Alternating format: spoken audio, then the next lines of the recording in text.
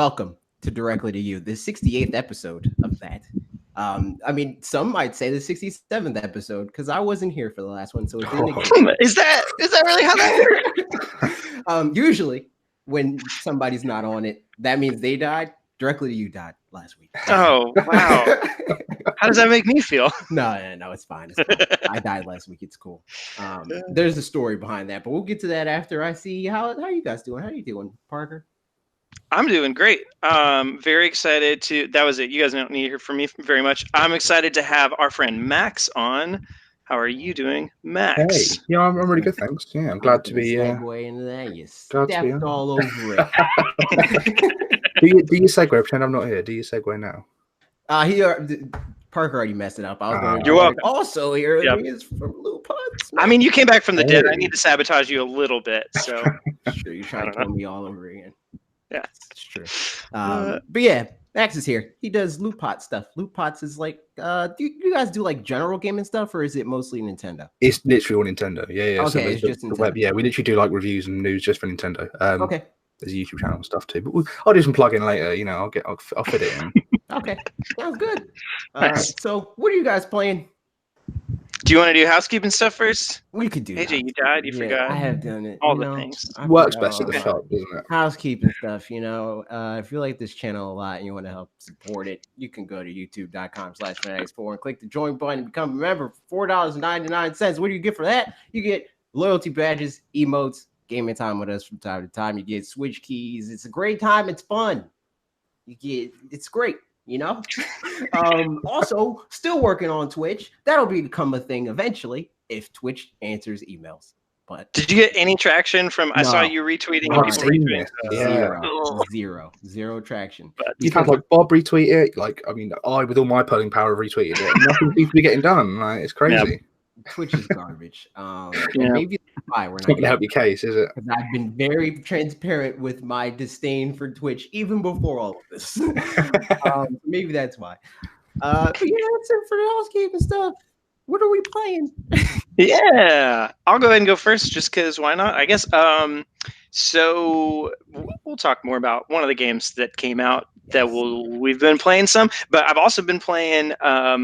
Okami, been trying to that was the one Max said. I was like, you'll have some thoughts on this because I know you've played it. I started it, I bought it a while ago, and it's just kind of been sitting there waiting for a time that I knew I'd be able to get around to it. So yeah, I've been playing that, and it's good fun. I'm probably like 7-ish hours in. I don't know how far that is. It seems like it's like a 35, 40-ish hour kind of length. Yeah. Cool. There's a point in the game where you think you finished, and then actually that's like halfway through, and you're like, oh yes, more game. In a good way or a bad way? Oh, in a good way. Oh yeah. Okay. Some of the best content's in the second half of it. Yeah, it's really good. Okay. So, and that, I guess that's one of my thoughts, and curious your thoughts on it, Max, is like I'm enjoying it and it's a good time, but like I've seen a lot of other people say something to the effect of like that's the game that like sold gaming for me, or like that's, you know, like that it's just a masterpiece or whatever, which again, it's very good.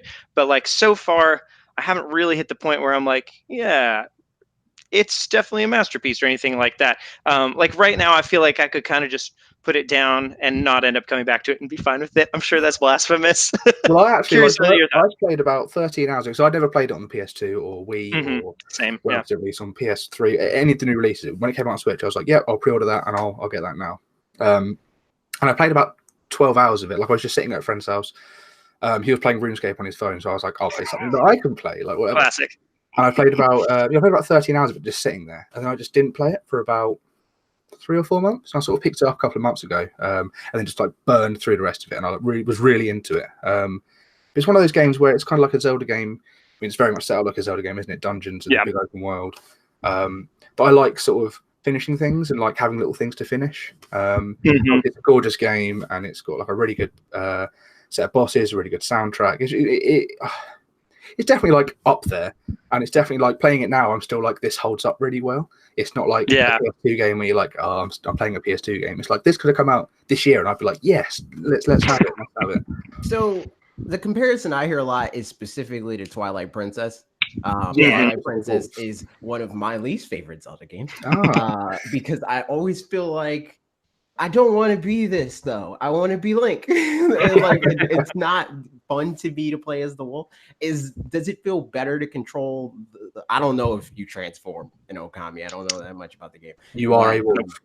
You're always a wolf. Does it feel good? Does it not feel clunky and like it shouldn't be the thing that you control for 20 plus hours? No, I think different. So Twilight Princess is obviously built. That's just like a subset of it. You are Link, and then you become the wolf. Whereas this is entirely built around the wolf. And I think the whole game is actually so.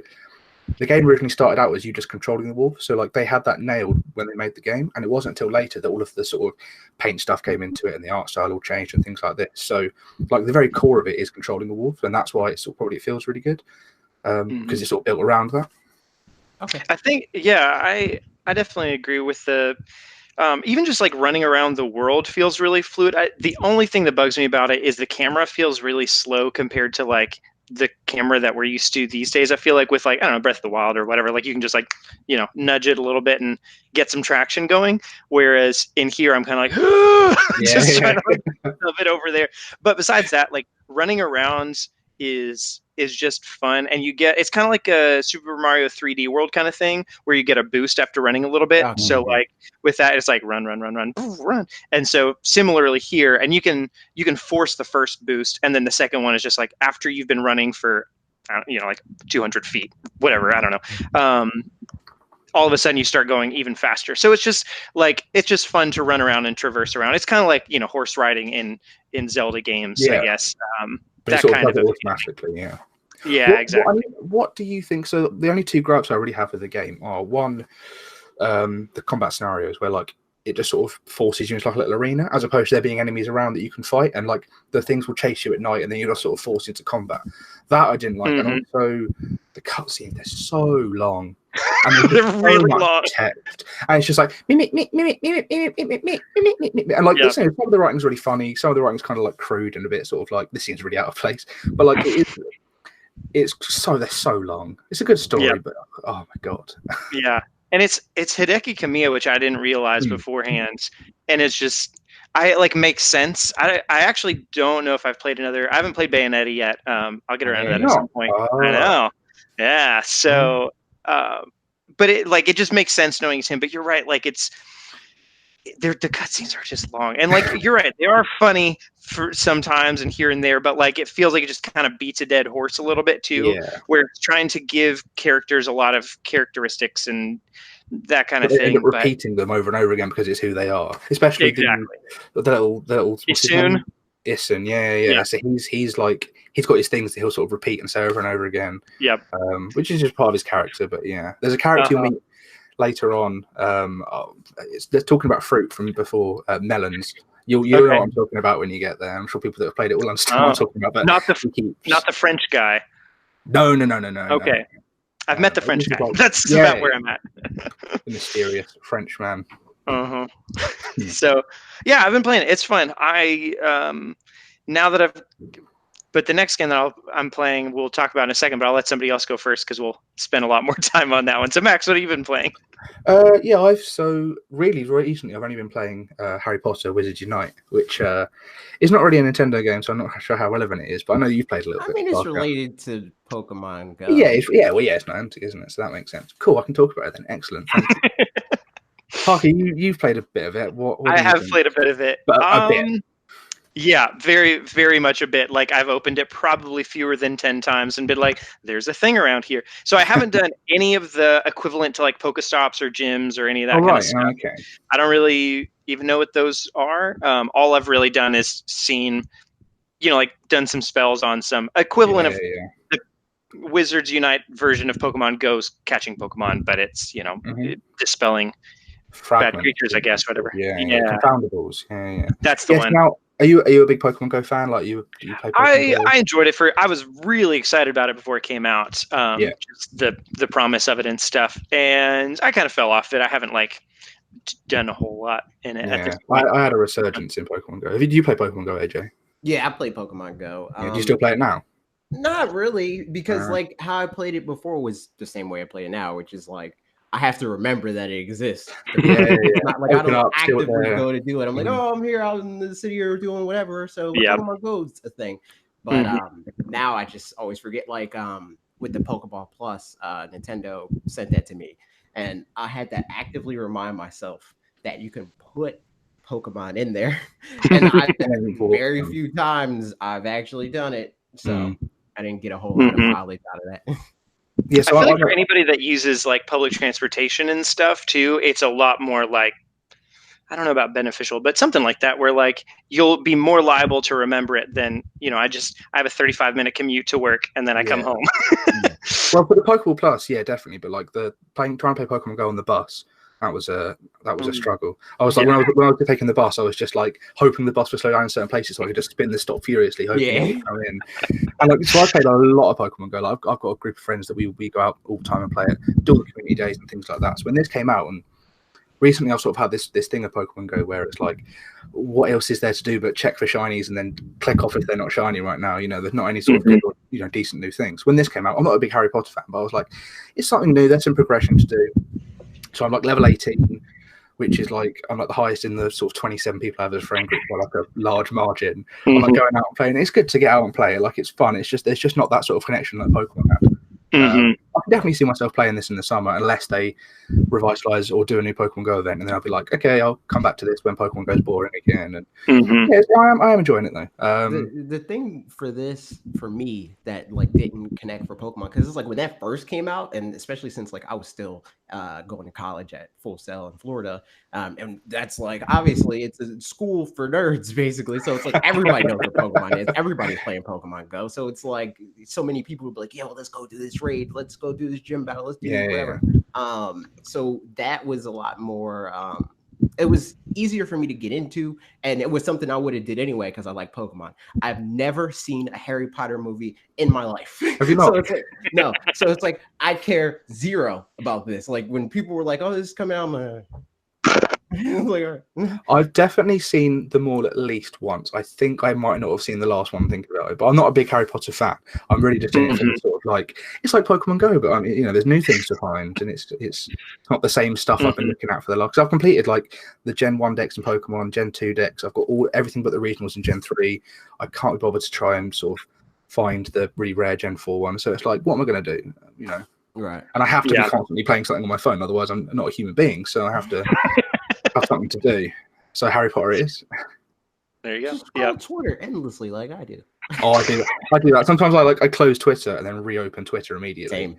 Same. Yeah. It's just the habit of like, oh, I had something I was going to open. It's like, no, that was the thing you were just doing. So don't worry about it. You're good. It's like you open a refrigerator and it's like, why did I even come here? I'm not hungry.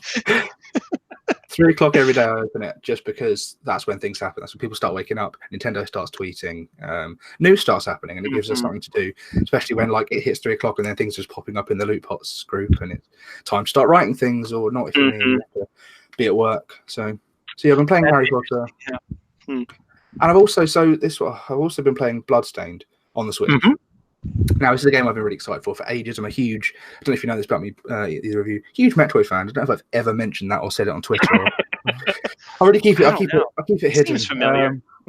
Never. So I've been really. Ever. So I've been really excited for this to come out. So I also love Castlevania games. And when the Kickstarter came out, I was sort of quite skeptical of Kickstarter games, so I just didn't back it. I just hoped it would happen. Shovel Knight. Yeah, no, that was another one I wanted to do, and Hollow Knight, and Time Spinner, and Blasphemous, all games that I could have been supporting years ago and didn't. I feel like a fraud when I say I like these games, but I've been playing. One of the only ones that I remember supporting is Ukulele, and that. Yes, that was one. That was one that I looked at and was like, I want it to exist, but I don't want to play it, so I'm not. Yeah, it wasn't like. I mean, I'm not going to say it was a bad game. It wasn't like the worst case scenario for like Kickstarter games, but it definitely was like, if I was to support one game, that wouldn't be the one. See, I picked up Ukulele just after I finished Mario Odyssey. I was like, let's do some 3D platforming, and then like the drop in quality and the drop in like Mario Odyssey. This is a bit of a tangent, but Mario Odyssey, it feels like when you do things by accident, it's like the game knows I'm supposed to do this. It rewards you, like, oh, I've just used the game's mechanics to get up at this tower, and there's some coins up here. They expected me to do this, whereas you clearly, it's like this thing you actually have to do in the game. You have to feel like you're doing it wrong to do it. Yeah. Yeah. It's like I was like, oh yeah, I know, I'll slide down this thing, and it's like, okay, this sliding doesn't feel right. It's like, oh, but here's the goal. Like this is apparently right. Okay. Then. Yep. No, I've been watching. Sorry, go ahead. What are you gonna say? You go first. Oh no, I was just British like politeness. within the like the Mario stuff. Yeah, I was playing, and we'll get to this more later, but Super Mario Maker 2, some of the like Nintendo made levels and stuff, and it's just like having secrets places in platformers, or I mean really any games, but just having secrets places where you're like, I don't know, maybe there's a thing here, like seems like maybe that's a pattern, and then it turns out that it is. Like, that's just so rewarding. And so like to build any kind of game where everything is exactly how it seems, you'd think like, oh well, that's good enough, and then the secrets are just bonus. And like, no, I think at this point we're kind of built to know that we want, like, even subconsciously, like, we want the extra stuff. Whether that's good or bad, it's there. Finding secrets is definitely like one of the most rewarding things in games. Like, they can give you experience, they can give you new gear and stuff, but like finding a little secret area, even if it's just like an Easter egg, and they're just like, thanks for finding it. Like Gato Roboto, when I found the Gato Roboto, I think that's like a highlight of my life, actually. 25 years, and that's the highlight of my life. It's finding that little, like, seeing that room and being like, I can probably get up there, and then working out and getting there. And like that was more rewarding than actually finishing the game. I finished the game and was like, I wish I'd found that secret, and that was it. Like that was the end. I want to feel that high again, but I never quite got there. So secrets. What's the is there turkey in this game? Is there turkey and Bloodstained like there's chicken in Castlevania? I haven't seen anything. I've only played about an hour and a half of it because I kept dying. Well, the game thinks an hour and a half because I kept dying against a boss, which is not like me ever. Never die. And yet here I am dying constantly. The game is definitely broken then. Definitely. Yeah, exactly. And you know what? It's the Switch port. But if I was playing this on the PS4, I'd be doing fine. They've broken this Switch port. They're making me die. Have you noticed anything just with the Switch port and that whole thing? Yes. So like, I'm in this point. So like, when I played the demo on PC, I was like, this game feels kind of sluggish. And then when I watched the new trailer, I was like, looks like they've sort of sped things up a bit. Picking up the Switch version, it feels like the original sluggishness, but I don't know if that's just because it's at 30 FPS and I'm noticing it, or because it's definitely noticeable it's 30 FPS. It's definitely noticeable that the visuals are worse. It's definitely noticeable that the character models aren't as good, and the words keep disappearing when the text comes up. There's like a blank space, but she'll say the word, and then it'll just go on to the next word in the text. Like, yeah, it's weird. There's definitely issues with it, and it's a shame that I really hyped myself up and then waited for the Switch port. Not thinking it's weird because it's like Nintendo emailed me and they're like, hey, you want this game? And I'm like, sure, why not? And then like as soon as all that news started coming out, like the Switch port sucks, blah blah blah, they like went radio silent. They're like, no, we don't want you to talk about this. So it was like, I don't know what's going on with that, but people were saying that when the Switch port came out this Tuesday, and they were saying, guess we know why they were keeping quiet about it. Well, they did the whole like week break because all the reviews are going to be out and everyone's going to go, Bloodstained's 10 out of 10. It's an amazing game. You know, it runs really well. And then the Switch port comes out and it's like, look at the Metacritic. Look at these reviews. And yeah, it's a shame. I mean, I'm hoping that they patch it and they update it because it's a game I want to finish. And it's a game because it's a game I am enjoying it when I'm not dying. And I want to see more of it. I'm finding secrets. I'm playing a Castlevania game. It sounds like a Castlevania game. It kind of looks. It's got the sort of visuals of a Castlevania game, but it's just all things considered. Like, I feel like I understand it, that the reason that they went this route or whatever. Like, it's probably better in the long run that they had at least some of the versions working well at the beginning. I mean, it still sucks, but as opposed to kind of, if they had a limited number of resources spreading themselves thin and trying to like kind of fix everything all at the same time, like it makes sense that they'd be like, okay, that one, like the Switch version has a lot of issues. We should at least make these ones good right now. And then like we'll focus everything we have on the Switch version as soon as we possibly can. Like, it makes sense, but at the same time it sucks.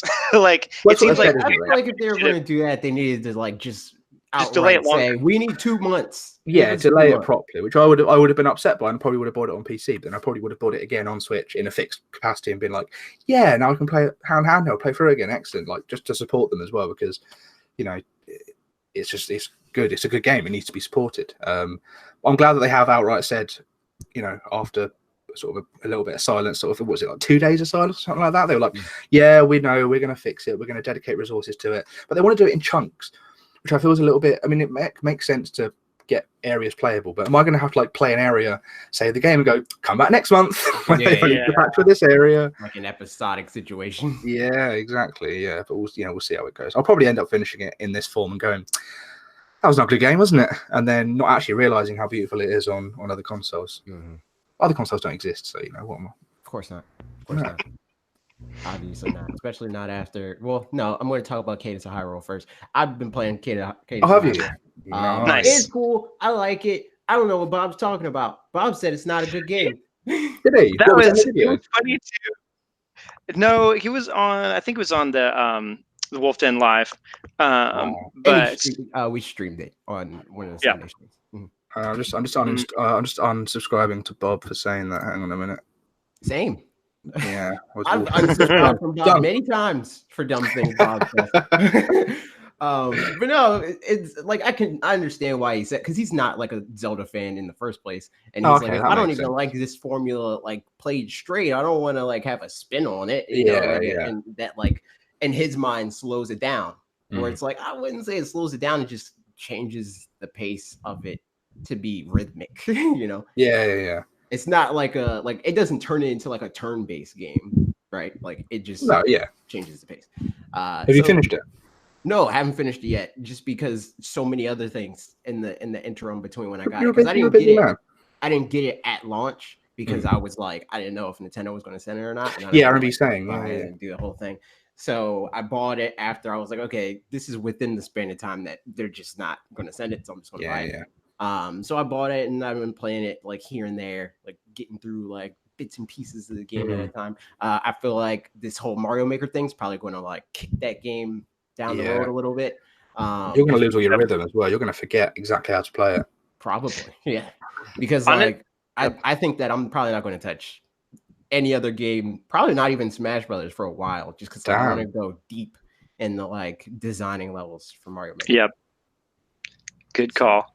Yeah, I thought the Cadence of Hyrule thing was funny too, especially just how he was talking about it was funny because like he was like, yeah, I mean, it's just not a good game or whatever, and then he was like, it was funny because he was being like very objective about it being a bad game, but then other people would be, but they couldn't be.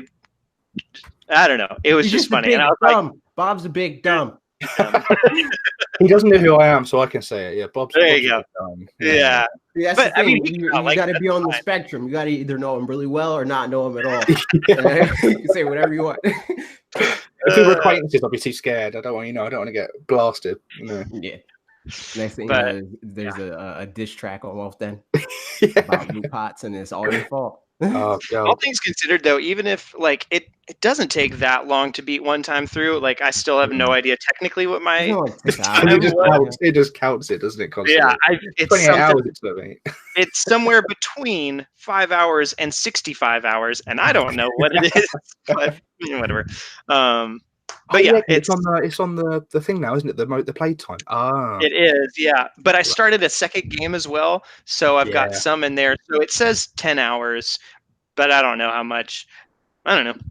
We 100%ed it, right? We both 100%ed it, didn't we? Because we were like, we did. We were like discussing on Twitter, like, where is this? Oh my god, you found this? You found this? And you like, I think you saved me in the end. You were like, it's here, and I was like, oh my god, this exists. I'm just going to go through your threads to like reap the benefits of all your hard work. The last art piece that I couldn't find was straight up just sitting in a house in Kakariko Village that like I just hadn't gone in. There was just a shop in Kakariko Village. Oh yeah. Because I went to the one where you do the bow and arrow stuff, and I did that. But then I just like, I guess when I first got there, I was like, I'm gonna go wake Link up because I played a Zelda. Which Same. I feel like you mean Boy Zelda. You're gonna wake up Boy Zelda. No, I played as girl. Exactly. Yes, I went to go wake up. You played as Girl Link. Right? I played as Girl Link. No, Girl Zelda. Girl Zelda. Haven't you ever played the game before? The game's called Zelda. I played as Girl Zelda too. I was like, I always play as Boy Zelda. I don't need to play. Yeah, exactly. It just seemed like, this will be fun. I want to play as her theoretically some in Breath of the Wild 2 anyway. So just start it off early, as it were. But yeah, it's a fun game. But yeah, all that to say, it's not all that long, so like you could probably get back into it and finish it up in a day at some point. It's like probably like 7 hours to finish it, but 100% probably hundreds of hours. 100s of hours. 100%. that last bottle was just elusive. It's just going to be an extra hour because I can go through all your tweet threads. Oh yeah, that's it. Yeah, I was going to scroll through and go, there it is. Yeah, look for the raid Sheikah Stone. That's all I can say. Yeah, there you go. But yeah, AJ, you and I have also been playing something even differenter. Yeah, go for it. Can I jump in before you do that? You absolutely can. AJ, I'm really proud of you for going through not only Bloodstained and Okami without saying it was weeb trash. And I really appreciate jumping in and saying that. I really appreciate you saying that. Not saying that even. See, I was worried. That's the thing. I don't. Okami maybe Okami's nerd stuff. Bloodstained, I don't know. TBD on that. Oh, okay.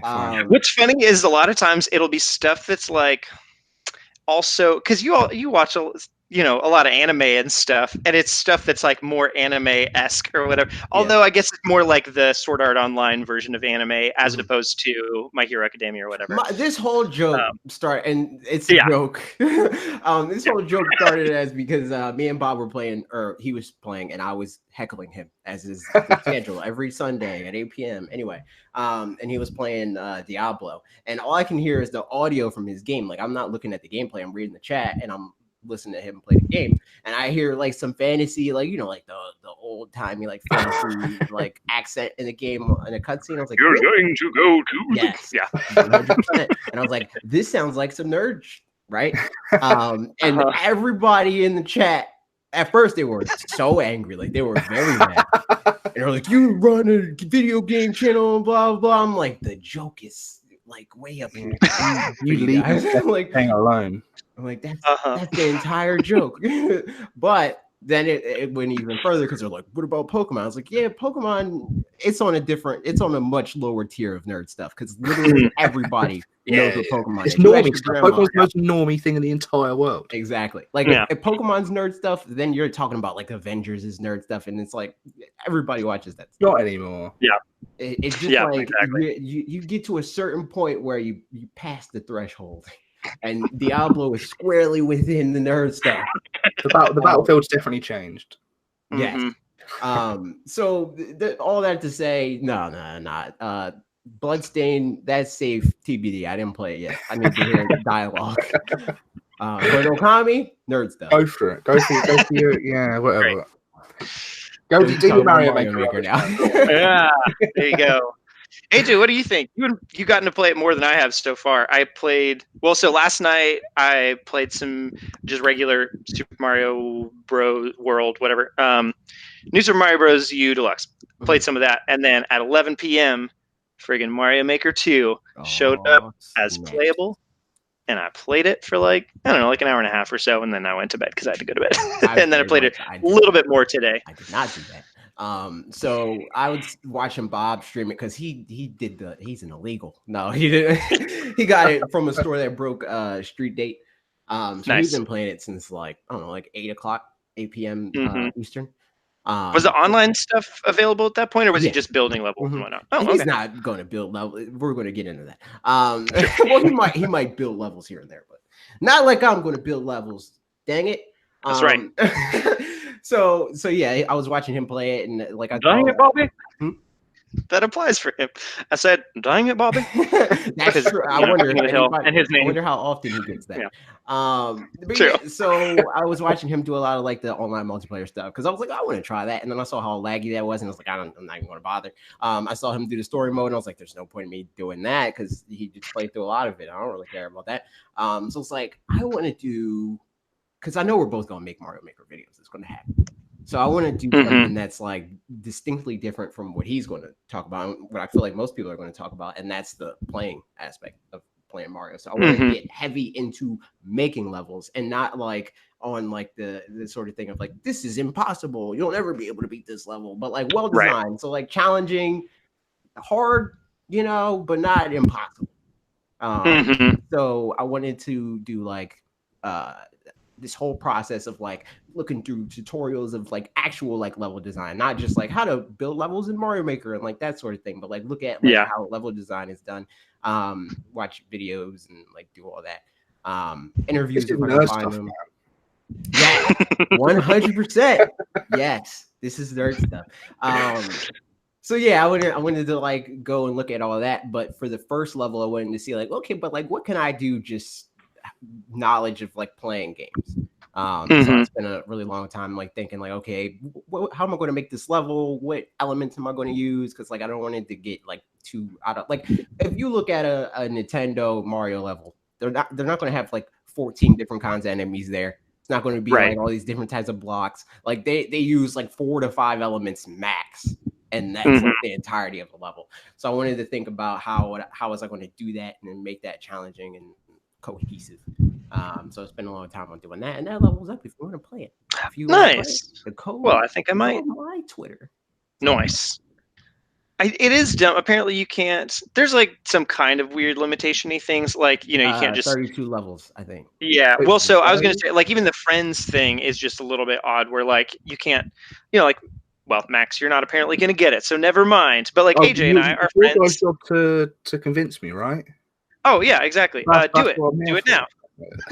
You gotta do it. You gotta get it because then you can play all my levels. Yeah, that's true. That's true. And I can critique them as actual levels, not just Mario Maker levels. Yeah, like I want on LootPots reviews of my levels. Here we go. Honestly, like. I think the thing that sold me on Mario Maker wasn't the concept of just like you can make Mario levels, because like in and of itself that's not, but it was like seeing people play levels where it's like, oh, that's some cool stuff that they're doing, that like it's themed after something or whatever, like I the one that I'm working on, I'm not going to say what it's themed after because I'm just hoping that it doesn't happen before I get done with it, but it's probably going to happen before I get done with it. So, yeah. But in any case, it's like, it's kind of like telling a story through the thing or whatever, where like that happens in Mario games, but not all that much. So maybe more along the lines of like Donkey Kong Tropical Freeze, like that kind of a thing, or even further. Yes, exactly. Excelente. Yeah. So that's just fun stuff. AJ, what are your thoughts so far? Just like UI and just using the game and playing the game in terms of making the levels and whatnot. So I've been playing the game entirely in handheld mode, like to the point where like my Switch started dying, and usually I'm like, all right, this is the time I got to dock it because my desk is across the room. But I was like, nah, forget that. I'm going to unplug it and then plug it in, like just charge it handheld. Which people were talking about, like you couldn't use the button controls in handheld mode. I think you can't. Yeah, you can't use the the same configuration as when you play docked or whatever, as far as like clicking A to select an item and putting it on a place or whatever. Okay. But you can still use obviously the joystick to like move the camera around and like all the shortcut things as far as like L to erase things and multi grabs and all those. So I say all that to say like sticks. You can't like, so let's say I'm playing on the screen with a Pro Controller and I'm putting blocks down. I take it out and now I have to use a touchscreen, right? Is that how it works? Pretty much, yeah. Okay. To like to place things, pretty much. Yeah, exactly. Okay, it makes sense. So for me, it's like when I'm playing that, I didn't even think to do that. Like that seems like you're going out of your way to complain about like something that is unintuitive. Like you can't do this unintuitive thing. How dare they? Yeah. Like what if you had the touchscreen where you could just take this thing and drag it over? Why would you use an analog stick to do that?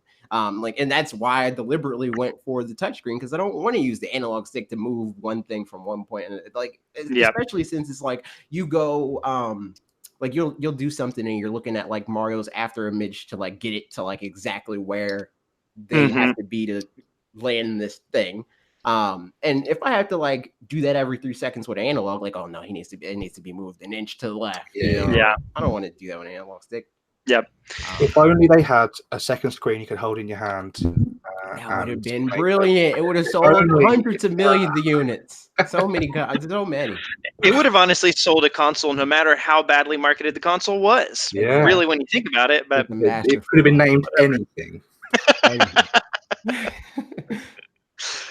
Honestly, if it were just called anything, if that was the name of the console instead of Wii U, might have done better. Just saying. Wii U? What are you talking about? I'm just kidding. What's Nothing. that? I don't know. We're talking about an invented thing that doesn't exist. Can I correct that name? I think it could work. It sounds like you're going to sell loads. This rolls off the tongue. Yeah, exactly. But no, yeah, there's some UI things that I think are just a little bit like I think I just have to get used to in general. Like the little doodads being in the way on the side and the top, the like equivalent to like a dock on your Mac or whatever. Oh, like, yeah. Those things, I wish you could just permanently tuck one of like the one on the left-hand side of the screen that has like pick which ones you want, because you can hide all of them. Yeah, right. You can hide all of them. Pick which ones you want to hide. Yeah, because that would be nice to just leave. Oh, sorry. Yes, exactly. Right. So because like the top you can pick, which items you want to do. I just want to leave just the top one where I can like choose different items to put in places or whatever. And then the stuff on the left is all kind of like macro level things, like what style level do you want and how long do you want it to be, all that kind of stuff, which is like once you pick that once, you don't really need it again for a long time. So it'd be nice if you could just like, get it out of there. And then same thing, all the ones on the right-hand side, they're shortcut keys for them anyway. So like you don't need those either, at least not super accessibly, but you can't do that. But that's fine. It's like, it's one of those things that when I started working with Premiere Pro, I got frustrated by having to do a lot of things. And then now I just do it and it's fine. And I know how to do it. I still don't use Premiere Pro. Possibly also a good option, but yeah, I don't know. I feel like there's but otherwise generally like it's fun to make levels and things seem to be going pretty well. Did you guys watch like Game Explain's review of it or any of their coverage on it or discussions or something like that before it came out? I watched Game Explain's review, I watched IGN's review, and I watched Nintendo Life's review, and that's pretty much it. Gotcha. Because there was I read IGN's actually. Nice. There was a decent amount of backlash. I just thought it was funny how, like, I understand it from both sides, but like the way that, especially Andre, I guess, was coming at the game was very much of like a person who, like, I loved Super Mario Maker 1, which makes sense. And then here's how, like, all the things that Super Mario Maker 1 did that this one didn't. And so it was like, felt a little bit nitpicky, but then people got really mad at all that stuff where it's like, this is one person's opinion. The guy's like, don't worry about it. It's all going to be fine. But was just, I don't know. It was just an interesting controversy, I think, where both sides are kind of blowing it way out of proportion. Yeah, I don't know how I feel about that as far as like on his side, like not to the point where I'm like, send this guy hate tweets. Right. But like, it just seems weird to like knock one game for really the big things that it changed anyway was that it's not on Wii U anymore. Right. And you criticize and they had to make do with some of that entire console for its concept, but you're knocking this game that was like your favorite game on this console for using those things. Like you're saying like, oh, these features suck so much unless you're playing them in Mario Maker, in which case they're integral, and if you don't have them, the other game sucks. It's just like weird. And it was funny things too, where like I feel like I talked about it last week or 2 weeks ago or something like that, but or maybe it wasn't even on here. Now I was just talking about with Sony. But in any case, like Arlo made a great point about with Luigi's Mansion 3 when there was a he was kind of doing some video on it, and he was like, I don't know why, but it just like I would rather have get items and abilities throughout the game rather than getting them all at once and then just having them from the beginning. It's artificially satisfying, but it's satisfying nevertheless. Which is like, yeah, that makes sense. Okay, I'm with you there. I mean, it's one of those things where it's like it's kind of like The Secrets. Like it's more fun because it's a secret and you feel like you were rewarded for stuff, even though it's like if it had been not a secret and was just there the whole time, it would just be a little less fun to your brain. But like all things considered, it's the same. But in any case, I feel like there was some of that stuff where like again, Game Explained was a little bit talking about how it's like some of the things don't have as much experimentation because it's right there in front of you. I'm like, but that's kind of good. I think like to just know like you can do these things with these items. Like you don't have to learn, what combinations do what. But I also understand to see what happens when you shake it. Right, exactly. Because it gamifies that to do it, which is inherently good one time. Yeah. And then it's annoying. Just do it every time. I would yeah, say it's annoying just generally if you're trying to do something very specific and you don't know, like, okay, what do I have to shake to get it to do this? You know, Yeah, like, exactly. But this game still has secrets and things like that, right? It still has totally. combined two items. Who knows what's going to happen? All wacky, crazy time. But so like, it still has the secrets, though. Yeah. Yeah. Yeah. I mean, it seems like it, as far as I can tell, at least. I haven't done a whole lot of combining stuff, so AJ, you might have more experience with that at this point. As far as like that stuff of like what's going to happen when I combine this, not really. But there are certain things that like, what does this enemy do in this scenario, or like, can I do this with this? But not as much of like. Can I put wings on this Koopa Troopa and then shake them and then throw them in the lava and see what happens? Like not as much with like the physical, like tactile feeling of like taking a toy and putting accessories on it. It's kind of like you are, instead of like playing around in the level editor and seeing what happens, it's just like make good levels. Like you know what to do. Here's all your tools. Make good levels. There's no need to sort of fanny around going shake, together, la la la. Oh, this might work. It's like, okay, I know I want to do this, so that's there and that's good. And for the most part, like I have like little nitpicks like that, but I wouldn't say they're big enough to like be like, oh, this game is worse because of it. Like probably the main one is. Is that what they said? Sorry, I missed their review. Is that what they said? They said that there's the. I pretty much that was at least the gist. A lot of it was like it's not quite as like weird and wacky as the first one was, which seems like it's true in some ways, where like you don't have the like the weird tall Mario mushroom sort of thing, the Wafario or whatever he's called. And so like some of those kinds of things were just like, you know, maybe lost its personality a little bit. But I think it was one of the more, well, I mean, the way they do their reviews is just inherently subjective on purpose, where it's like, this is just, I personally like it, but you know, it's just easy to take. That's why I feel like people getting outraged over it's like, in this case, you need to shift your focus a little bit different. It's okay that they like it and don't love it. Put a logo on your opinion, it inherently makes it quantifiable, right? Because they're like, they could say like, oh, I like this game, or I liked it a lot, or I loved it, right? Mind blown, like that sort of thing. When you have that, you see the scale. It's still a scale. You don't have a number on it, but it's still a number at the end of the day. So like I feel like it would be easier to do reviews if you just left it at that and you didn't give it like this verdict and you didn't animate anything on the screen and say this is what the TLDR on this game. I loved it, you know. I think that's a really good point. Just finish it up and be like, so yeah, that was kind of what I thought on the game. And then people will take the good things from that and the bad things from that and just weigh them kind of for themselves. But I don't know. Because then you can't say like if you go from loved it or whatever, right, to liked it, you're skipping a whole step. It's not even just a little bit. It's not like going from loved it to liked it a lot. You don't even like it a lot. You just like it. You know, like it's taking it and instead of saying, "Oh, I'll give it a 10," and then the next game you give an 8. That's what you did. You gave it an 8. But yeah, Max, how does LootPot? So we have our review policy isn't sort of like, it's not 1 to 10, it's not 1 to 5 stars. It's sort of like a mishmash of like how Eurogamer and GameXpound do it, where they do their like it, love it, recommend it, blah blah blah, and then sort of 1 to 5 stars. So, for example, I've given probably the 3 games I've reviewed so far, I think have all got sort of recommended. I recommend them, but they've not all got 4 stars because there's like a sort of like, you know, each time's 3.5. There's a game, I'm not going to spoil it, but there's a game I'm reviewing at the moment that I'm going to still recommend, but not give sort of, maybe give a higher score. Ukulele. Got it. Lower end of the 2s. No, we want the fanboy. So I think you know, there's an issue at the moment with game reviewers where from a 1 to 100 score, there's too many numbers.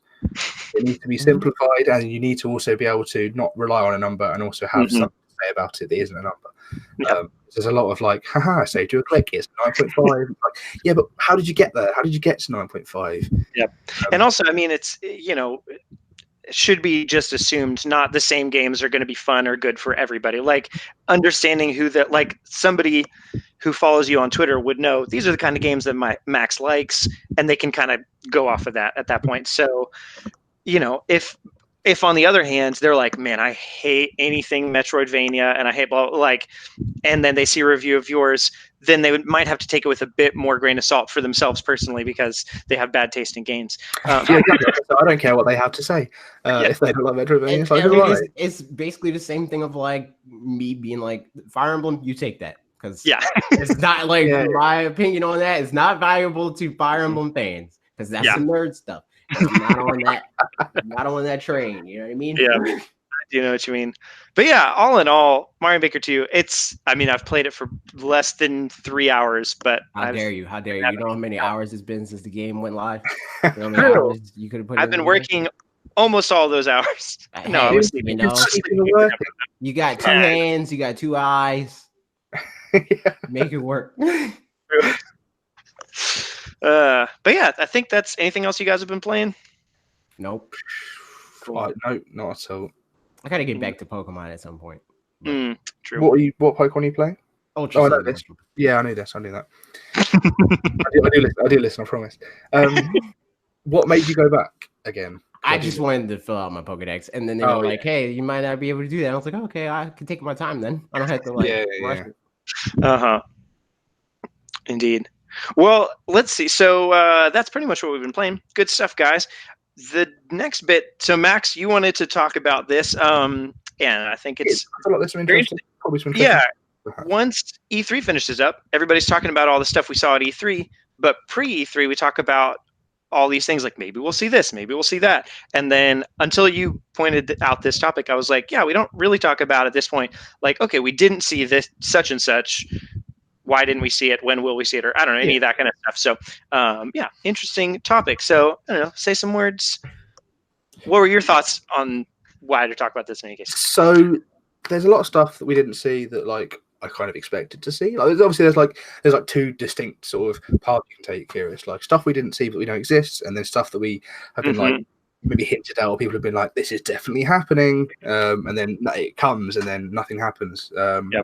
So like there's a couple of games like Bayonetta 3. I mean, obviously, I don't understand why they're doing that because of Astral Chain. Things like SMTV or Shin Megami. Help me out here. Yeah, Shin Megami. Megami Tensei 5. Yeah, 5. Yeah, so like they announced that when the Switch was the NX, I think, and then like they announced it during the Switch, the Nintendo Switch. Okay. So yeah, a long time ago, yeah. And they re-announced it as a Switch exclusive in like the September of that year, I think, or something like that. And then they just never said anything. And then the whole Persona 5 thing happened where it did or didn't come to Switch. It didn't come to Switch. Just for those following at home. And then we've still heard nothing about SMTV. And it's weird. See, in England, SMTV was like a kid's Saturday morning TV show. So I'm looking at this like, oh, when did they? Maybe this is too. We don't know. We didn't see it. So TBD. It's like, I mean, is it again? We're ever going to see SMTV? Like, because Atlas haven't really. The first game Atlas are ever going to bring to the Switch is Persona 5 Rumble, and considering their sort of support of the 3DS, just weird on the Switch at all. I'm not a massive fan of any of their games, but I'm aware of them, and it's just odd. I feel like probably. I feel like we'll see it. It seems like besides Breath of the Wild, this whatever. This E3 really was very focused on like, here's the things we've got coming out specifically this year, and like not even anything was dated after September. So I would imagine still like, I don't know. It's hard to say like it'll have a great shot of showing up in this next thing, but like if it's at some point, I feel like they talked about. Like it's going along nicely, just be a little more patient. So I could see it, if it's a 2020 game. Last year in the September Directs, they announced a decent amount of 2019 stuff. So if they used that as an opportunity to announce more 2020 stuff, then like I could be showing up there. But we've also probably been saying that. Anybody who's paying attention to it's been saying that for every Direct for the past long time. So remember that September Direct last year where they announced Town for 2019, and then that was the one I was most. Another one that didn't come up at E3. I was very surprised. I don't know what's going on with that game. At this point. It's like I'm still confused. I felt like they had to come out with that before Pokemon, or significantly after it, like months, like at least 4 months. So it's like, Which I I don't know. think will be the like case the at whole this thing. point. Yeah. Well, we did get an update on it, like a very, very tiny. It was like a screenshot of the game, and Yeah. they said it's a smaller eShop title. Because in my head, it's like this sort of sprawling new IP, and it's like, wow, Game Freak have really got the resources to do that. But no, it's a smaller download-only title. You're sort of protecting the town. The game pretty much takes place in the town. They should just call it town, really. And it's just weird that they did that, and then they just said nothing. And you know, they focused on 2019 games at E3. Can't for E3, so what you think it's been delayed because of Pokemon. I mean, it makes sense. It makes perfect sense that they're focusing all of their time and resources on Pokemon and putting this aside, maybe. But I think the only way that we could probably see it like around like the proximity of Pokemon is if they do some type of like cross promotion thing, where it's like if you get town, you'll get special access to this Pokemon or whatever. Sure. But outside of that, I don't know. I can't see them releasing it like close to Pokemon when like regardless of if they want it to be or not, all the attention is going to be on Pokemon. Yeah, they probably want everybody to pay attention to town, but they're not going to do that until they're to the point where it's like, okay, working on that national Dex that doesn't exist yet.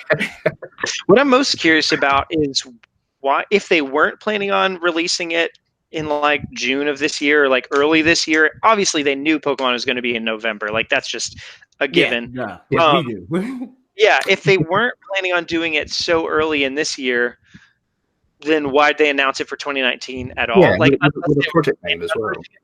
Yeah, like last title. It seems like they could have just, I don't know, either not talked about it at all, or just said like, just coming soon or coming later. Like I wouldn't entirely disbelieve if somebody told me like, oh yeah, they knew it wasn't coming 2019, but it's just easier to.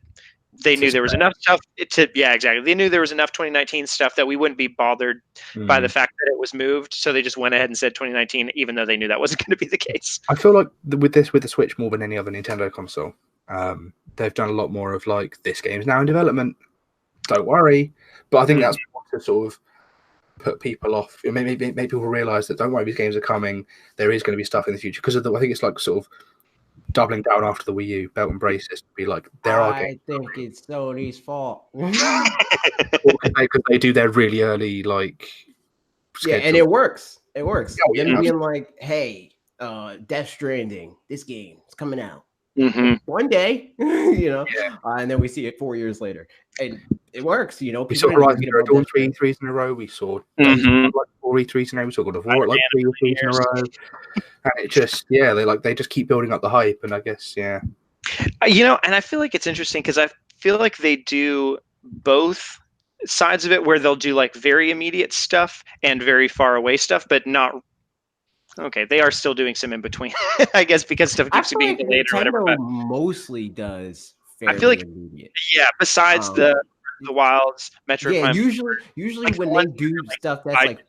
Yeah. Usually when they do stuff that's like further out, it's like strategic in a way, you know, where they're like, we want to announce this Metroid game, but if we don't announce the thing that everybody wants, they're going to be angry. You know, like we want to announce Pokemon Let's Go, but if we don't talk about the, you know, like, or Ultra Sun, Ultra Moon's not coming to Switch, but like we got to talk about it. Pokemon Switch games, what everybody wants. They don't usually just do it to be like, let's get in the news cycle. It's like, let's announce this so we're not in the news cycle for a negative thing. Absolutely. Yeah, I think that's true. The other thing, just in general, I mean, that didn't show up at E3 that I think is on everybody's mind is the Metroid Prime trilogy. Yeah. We sure didn't get that. Nope. I don't know. I feel like that's the sort of thing that could literally just drop at any time and people would still be excited for it. Just like Metroid Prime 4, where it's like, if it's ready or they feel like they want to release it for whatever, you know, like, because it depends on what that game is to them in their mind. Is it something to like get people revved up for Metroid Prime 4, or is it something to get people prepared for Metroid Prime 4? And if it's something to get them to be like caught up, then the sooner the better. But if it's something that they want to like kick in the gear, the hype cycle around when the game is ready, then we probably won't see that until like it could have been something that we would have seen if Metroid Prime 4 had sort of more of a traditional schedule, like, you know, if it didn't have to flounder, if they didn't sort of use it as some sort of guinea pig for this new sort of where they're working across 2 country teams, like, why would you do that? Why would you? Anyway, if they'd sort of had a more traditional thing and the game was maybe ready to show a trailer, then they show the trailer and they go, here's Metroid Prime Trilogy. Same that they did with Bayonetta 3. And now it's 1 and 2 first, and then go, here's 3. Perfect. But we still haven't seen 3, to be fair. So what does that even mean? That's also true. That's another thing that we haven't seen at E3. Which I think makes sense because of Astral Chain. I mean, that game reminds me of like the wispy. Oh, it makes me so nostalgic for 2017 when, like, in January we're told, oh yeah, here's a new Mario game, here's a new Xenoblade, here's a new Splatoon, and they're all within the next 12 months, and you're like, yes, give me more of that. And then the Astral Chain in March, and they were like August, and I was like, yeah, that's good. Like, you know, brings you back to that 2017, not that like, oh yeah, that game's coming out in 2 years, excellent, can't wait to play that when it comes out. So it makes sense they've sort of not talked about Bayonetta to focus on Astral Chain, and that game looks excellent. So cancel Bayonetta 3. You know, if you need to get that game out, get that game working, that's great. I think they like to keep us on our toes. yeah, exactly. Yeah. Speaking of Retro Studio. Spoiled it. Speaking of Retro 4, what have Retro Studios been doing for like the last 3 years? Star Fox Grand Prix, the game everybody needs. Everybody wants it. Everybody wants to see. That's real. Who did we hear that from originally? I think the Star Fox Grand Prix stuff is like, it's in that territory of like, where there's smoke, there's fire. Yeah. A lot of people been, and see, the thing is, like with retro, I feel like most things are real, but not for long. Where it's like they've had so many canceled games, right? They're not scared to cancel something. Yeah. So it could be very real. It could be pretty much done, but they're like, for whatever reason, like, this isn't really worth releasing. So can it? You know. It sounds like It sounds like most of the conversation too that I've heard since then is that like there was one specific source and everybody got it from sources that branched from that one. Yeah. To where either that means that one was wrong or that one was snuffed out later. And so that's like hard to say at this point because we don't know because it hasn't happened yet. Also, it depends on like what that source is, because like if one person heard from like a former executive at Retro, you know, like that's as credible as you're going to get. Yeah, right, exactly. So it really, we don't know enough to know whether or not it's credible or not.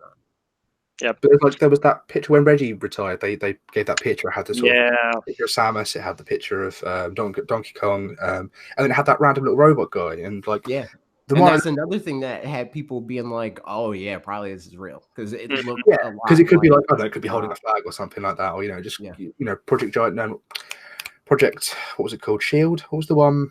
The Star Giant Bro. The other one. There was another one. Guard. Project Shield. Guard. Yeah. Project Guard. That one that then became Star Fox Guard. Like they had sort of like robot-y things. Like it could be that. But it's just very clear that they've had something. They've been doing something for so long. And Retro Studios, they're like probably my favorite game studio, I guess. I don't know if that's blasphemous to say about. What? You mean the studio that made Metroid Prime is the Metroid fans' favorite studio? I'm also a massive Donkey Kong fan, and what? Really good. So you know, I don't think they made a bad game. I mean, also their bad games got cancelled. I think they had like 4 cancelled games before Metroid Prime came out, and they managed to knock that out of the park. It's just a shame to see like Nintendo's only Western audience, Western developer, which could be doing sort of more Western style stuff, you know, like the stuff that Naughty Dog's doing or stuff that Santa Monica are doing, you know, the sort of Sony kind of like Western IPs that don't have that sort of Japanese feel to them, that Japanese, you know, things that are very steeped in being born in Japan and made in Japan. Like, Metroid Prime doesn't feel like a Nintendo game very much because it's very much like a Western style, you know, it's FPS, it's, you know, things that Japan don't really do.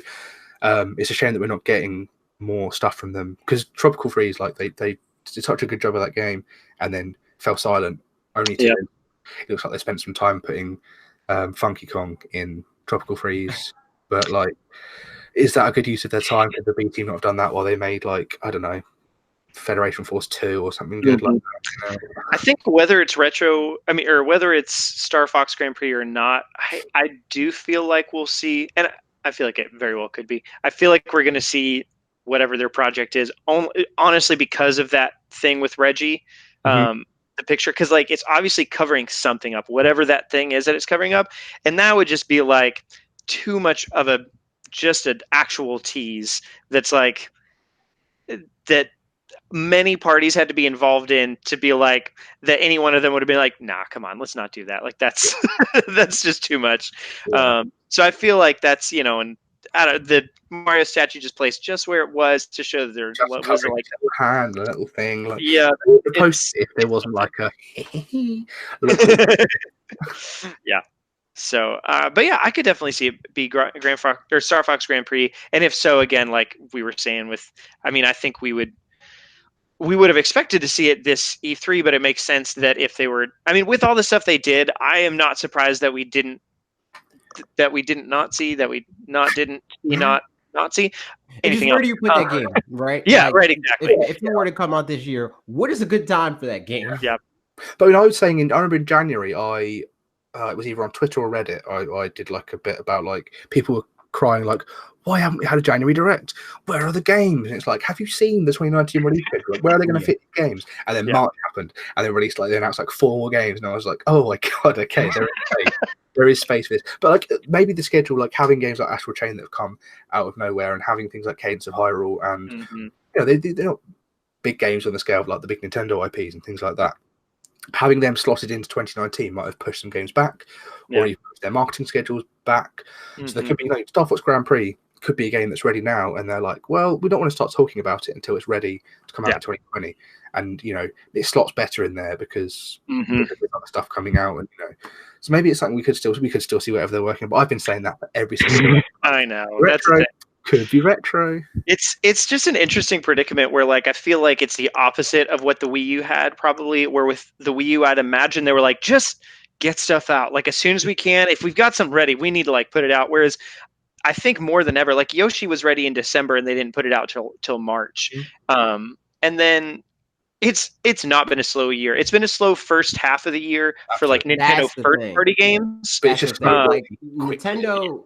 I feel like if they're holding Star Fox, February would be a great time for Star Fox. Like that would be the best time ever, because it is like the new like holiday for like mid-tier franchises where they can really like flourish, you know, like a Dying Light wouldn't have succeeded during November, but revealing that and like debuting that in a February time slot is perfect because it looks good and it's reveal it in September and sort of have it come out in February. But imagine if Star Fox Grand Prix gets announced and released before Animal Crossing. Yeah, that's true. That's true. There's only so many angry Isabel memes I can see on Twitter, man. Oh man, I mean, I feel like even with Animal Crossing, all things considered, like at least people are consoled that it's looking like it's going to be a really good game. So like that seems like most people are like, yeah, it sucks, but like it's all right. I mean, my girlfriend is a huge Animal Crossing fan, and so I've been like, when Pixel Pal posted on, so there was a post on LootPots that was like, oh, you know, there's a chance it come out in March 2019, and I said to my girlfriend like, oh, look at this cool thing that may be happening. She was like, oh my god, that's definitely happening. And then March came around, and I was like, you'll hear about it at E3, don't worry, it'll come out in like November. So when I had like, she was like at work, and I texted her like, oh man, sad news for you. And she was like, I can't do it. And we came around my house the next day, and I was like, I'll show you the trailer. She's like, I can't do it, don't put it on. I don't want to watch it. And like the gameplay came on, she's like, turn it off, I can't do it, I can't look at it. And it's just it's very sad. Yeah, I think finding out in that direction is definitely worse than like seeing the gameplay and be like, oh wow, really, and then be like, oh okay, a late date, but like, oh cool still though, as opposed to like, it's a late date, I don't even want to see how good it is. But yeah, that's was there anything else that we didn't see at E3 that we thought we were going to? I think I'm reading off my list. Have you guys got any? AJ, have you got anything? Not really. Those are the big ones. Well, the only thing that maybe comes to mind then is that we heard about Pikmin 4, maybe. True, but that's another, like, that's a Mother 3 level situation where we've been hearing about that since before Switch existed. But Miyamoto said it was ready. Yeah. Why would you say it? Oh well. My only guess there too is either it was ready for the Wii U and then they had to rework a whole lot of it. Maybe possible. Same with Mansion, they did that for Mario Odyssey as well. I think both Wii U titles got moved over. So yeah, maybe it's just one that's taking a bit longer. Maybe it was very integral with the Wii U gamepad like Pikmin 3 was, and now they're like, okay, this game's really good. How do we now make this work on the Switch? Yeah, especially because later games into hardware cycles can either lean completely away from the gimmicks or whatever of Nintendo consoles, or like really heavily into it, like Skyward Sword or whatever. We're like, how do we do this? It's possible. They track it on the console, don't they? Yeah, right, exactly. Like it makes it just more complicated there. So like if they like found a really perfect way to use the gamepad, that would make it even more difficult. But still, I mean, they could have done it at this point. But so either it's that he said it wasn't Hey Pikmin, but there's nothing stopping it from being that it was Hey Pikmin, and they were like, that didn't get received super well. No, we're working on another one, and then they're like, let's start another one. Like, possible. I mean, either way, like I feel like him saying that Hey Pikmin wasn't Pikmin 4 is just enough to be like Pikmin 4 exists. You know? Yeah, totally. They're gonna do it regardless because people didn't like Hey Pikmin enough. Yeah. Yeah, no, I'm also surprised because I feel like we also have heard a lot of things about like a Pikmin 3 port. So also, hold on. Now that I think about it, I don't even think that scenario makes sense because he said before Hey Pikmin even came out that. Oh, was it? Yeah. He said that Pikmin 4 is basically ready. Mm-hmm. It must have been. Like well, that's what I was saying. Is like maybe he said Pikmin 4 is basically ready, or like because he said the next Pikmin or something like that is basically ready. He was. I mean, like in an interview, like around. You're saying that he's basically like this Pikmin game that exists, like that we're talking about now. That's not Pikmin 4. Pikmin 4 is something else. Cool. So I don't know. It's weird for them to acknowledge a game so heavily, twice, more than once, without ever having actually formally announced it. It's rare that happens with Nintendo. They're like, this exists, don't worry about it, but then they don't actually say this is the title, like they have with Metroid Prime 4 or Bayonetta or SMTV, all of these games. Which is actually what they have done with, we're moving into the news, get ready, here it goes, here's a segue. What they have done with the Switch Mini is, interestingly enough, not specifically Switch Mini, but there was another Switch of something, hardware, something. The cogs have been turning, haven't they? Yeah. So yeah, for context, there was investors briefing. There's one quarterly. It was a couple days ago, and there's a transcript always of questions that investors get to ask. So one of the questions, there's a whole lot of them. We're not going to go over all of them or even more than this one, but specifically, it was long. I read a lot of it, and I was like, I have actual work I need to do, unfortunately. So yeah, here's the question. So the people asked, there have been rumors of a new Switch model for the past 6 months. Are you developing such? And Nintendo said, we're aware of reports. Answering rumors and speculations would take away from any surprise and wouldn't help you shareholders, so I can't answer. Generally, we're always developing new hardware. So that's a soft confirm, right? Because I've been seeing many things recently. Like I think even just in the last week, because I've got a friend of mine who really wants a Switch, and he's like, "Is going to be a small Switch?" And I'm like, "I don't know, man. And this week I've been like, "It's happening, dude. Get yourself ready. Get your credit card, shake it at your phone, man. Like literally any second, it's about to drop." And he's like, "Oh, why is that? And I'm like, bang! Here's this company saying Nintendo's been ordering more memory from us." And he's like, "Oh yeah, that's probably the Switch Mini." I'm like, "Bang! Nintendo's moving out of China." And then revving up. Oh, bang! Probably the Switch Mini. Oh, Amazon Germany have now started posting Switch Mini screen protectors. Bang! Get your card ready. It's Switch Mini time. And then today I text him like, stand down for the weekend. We'll come back on Monday and we'll discuss this again on Monday when more evidence comes out. But now they've sort of said this. It's almost like the things are all coming together. There's a board of yarn where you're going. Yeah, right. Usually they would just flat out say, "We're always working on hardware. This doesn't really mean anything." Right. They said like, "Hey, we don't want to comment on this because it'll ruin the surprise." So if there's nothing there to announce, there's no surprise. Yeah. You wouldn't. We have no plans. Is their classic? Yeah. We have no plans we don't comment on rumors and speculation. We have no plans. Don't open your birthday present early. Don't peek under the bed at the Christmas present. Oh, I did that literally one time, and it ruined. I was like, never again. I never want to know what presents are at a time. I accidentally opened my parents' present. I was the complete opposite. You weirdo. I got to the point where, I don't even want to go into details because I don't know if any kids are watching this. I don't want to ruin their lives. Okay, you might have to cut me out. Yeah. So at that time, my dad maybe your parents had some influence, on helping out. Hey, I'm not even mentioning anything. I didn't say any names. I didn't say a time. I didn't say anything like that. All I'm saying I is did. once it got to a point, oh, you're the worst. Cut it out. Cut it out. But yeah, my dad was basically just like, hey, just put stuff in the cart, you know, like put stuff in the Amazon cart and let me know when you're done. Like, okay, cool. And I was cool with that. My mum's making me order my own birthday present this year. So, like, is Father Birthday not real? You know, is birthday clause not real? Am I? Were you ever born? She's is this a simulation? She's just giving me the money for Fire Emblem, and I've got to order it myself. Mm-hmm. What? That's not festive, is it? Yeah, I know. My first birthday that my parents didn't get me a present for, like, we did something about it later, but it was probably like I guess 26, maybe it was last. Yeah, I'm 27 now, so it was like a year and a half ago. And like my birthday went by, and then like a couple weeks and a month or whatever, and I was like, that's fine. Like I don't really need them to get me anything, but I was like, that's sad. It's just this isn't grown up now. This is my 26th birthday. This is it for me, isn't it? This is it. That's the one. You should have went to Lowe's after that. Yeah.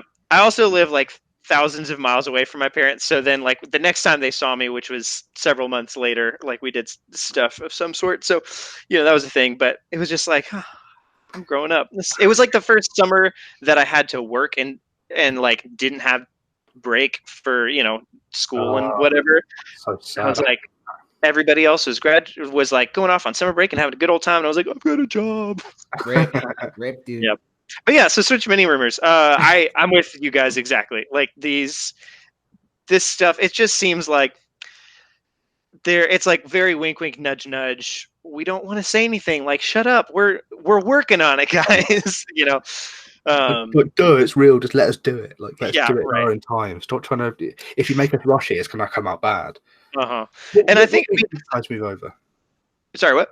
What would make you guys move over? Like, if they brought out a Switch Mini, what's the killer feature it does? I just have to do it. I have to make a video about it. What are you crazy? Oh yeah.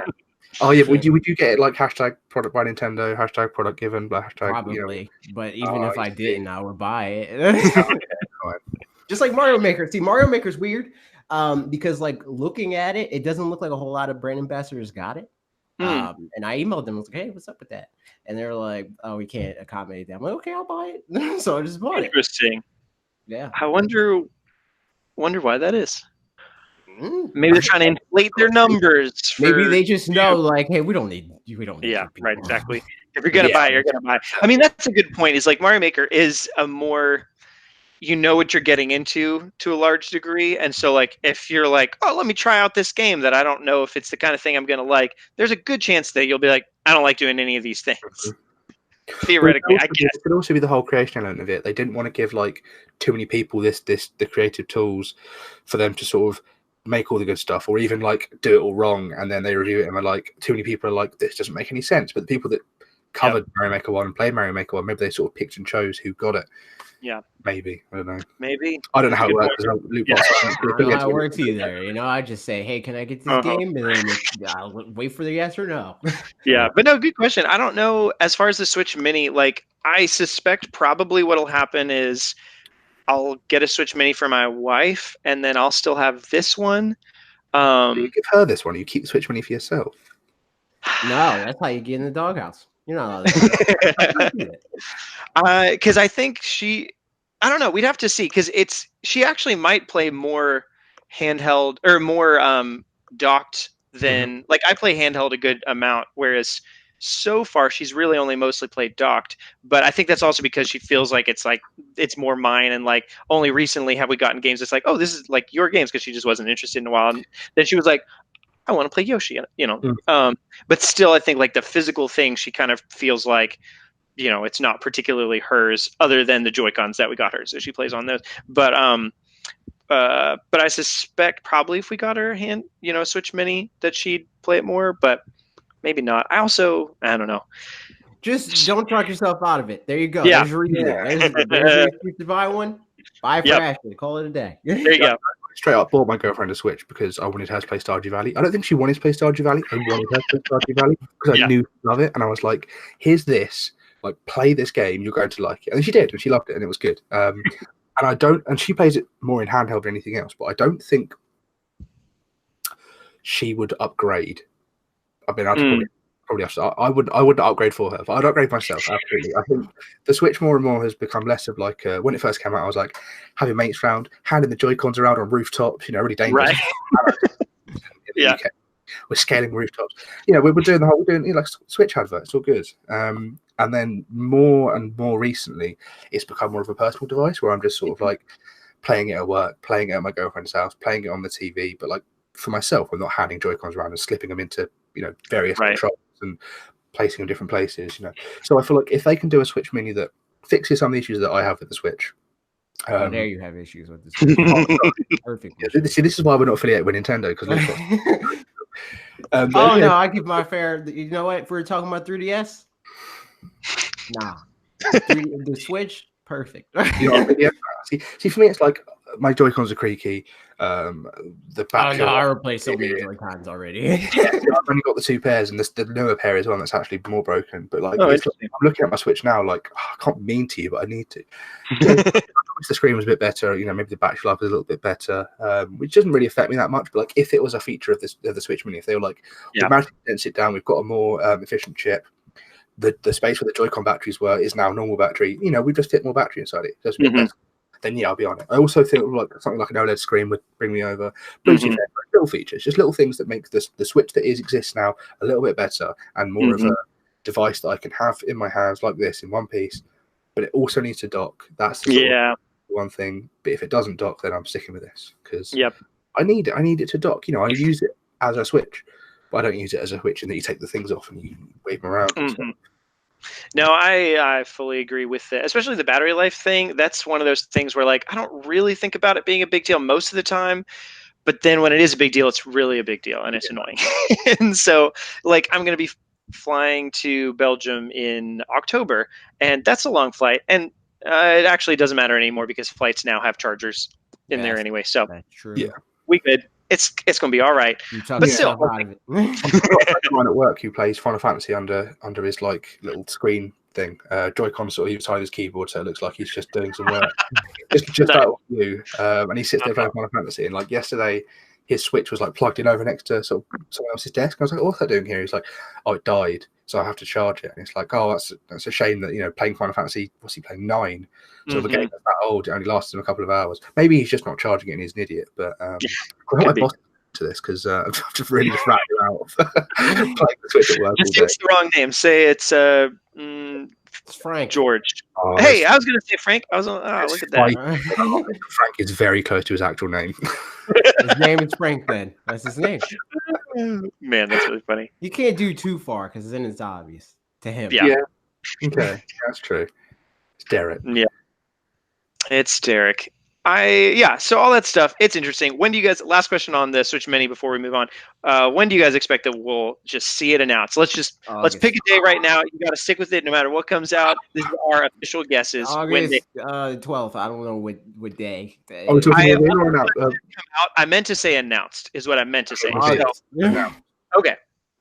A date. You want a whole date? Can I give you a week? Yep. Whole date when you think they're going to announce it. July the 20th. First is the Sunday. You don't have to. That's what I'm saying. I don't know all that. I just said first week and a half. Okay. Wednesday, July the 24th. That's what I'm saying. Okay. Saying the first week and a half of August. Okay. August. Yeah. See, that's the thing is, if they're going to do it, it's probably going to be like a September thing to capitalize on all of these September games, and we don't have dates for things like Witcher 3, which could be like play the Witcher 3 in handheld mode entirely, or Luigi's Mansion, which could be a September, because as you guys have taught me recently, there's 2 spooky months. Yeah. So it could be so many more spooky months that we don't even know about. Yeah. How many cultures have a different spooky month? Like, do you reckon we can fill out the whole calendar? There's like 14 different spooky months. All things considered. Somebody's got to be spooked every month. True, exactly. I'm going to raise a respectable child if they're not spooked. Indeed. I'm going to say the last possible Thursday in July. No, just like way end of July. Let's see. The 26th is Friday. So I'll say the next Tuesday. So that's like the 30th?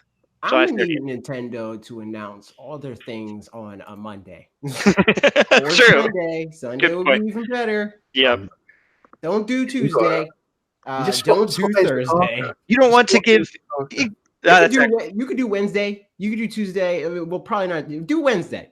Do Wednesday or Monday, so me or Parker can make a video about it. Right? There is a conspiracy the LootPots guys have, is that they have a vendetta against Pixel. So what they do is they announce directs and things just after they've recorded their podcast, which is a different podcast, and you can listen to it on all podcast streaming services on Thursdays. There you go. You found like every got to get your plugs in.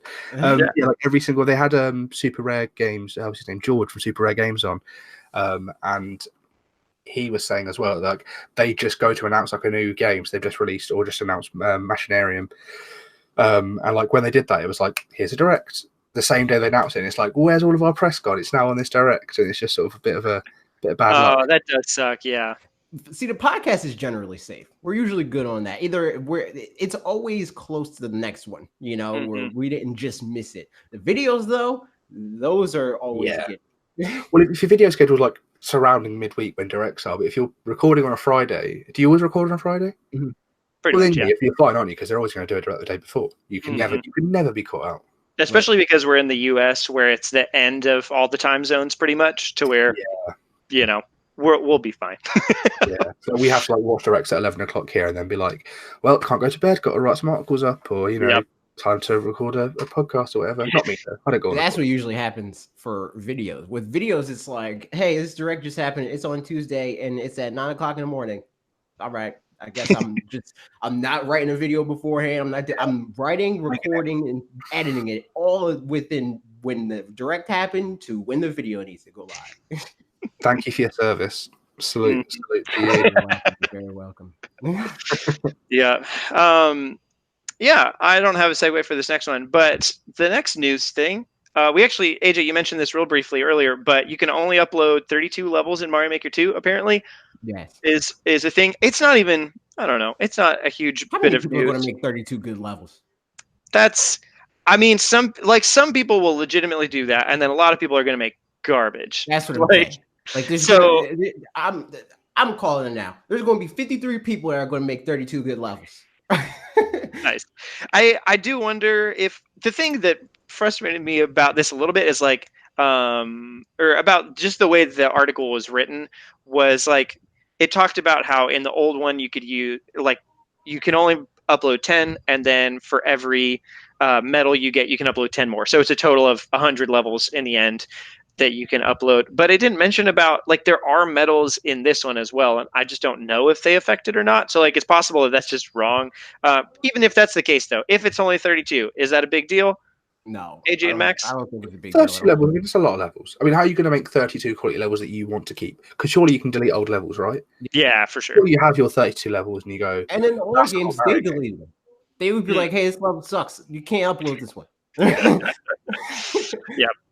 And like, there's 32 levels that you have to sort of complete and be happy with. And I mean, it is a shame because there are people that are going to want to do like big, because you can follow creators, can't you? There are people that are going to want to create Mario Maker levels for the rest of the time, and it's a shame they're going to have to get rid of their old levels. I think that eventually they're going, because Mario Maker, even the original, didn't, like, its level cap wasn't always its level cap. Like, it started at a certain point and then it increased from there. Oh, then DLC patches also. I mean, we live in a new age now, can't we? I think that's the thing with this game, especially, is there's a lot of things that more than any other Nintendo game, or equivalent to Splatoon 2, I think this is going to be one of those that like just keeps getting things added little by little. I would say even more than Splatoon 2, just because the first Mario Maker was like the first time that Nintendo, like, I would say Mario Maker, their support for that game is like better than any other game, period.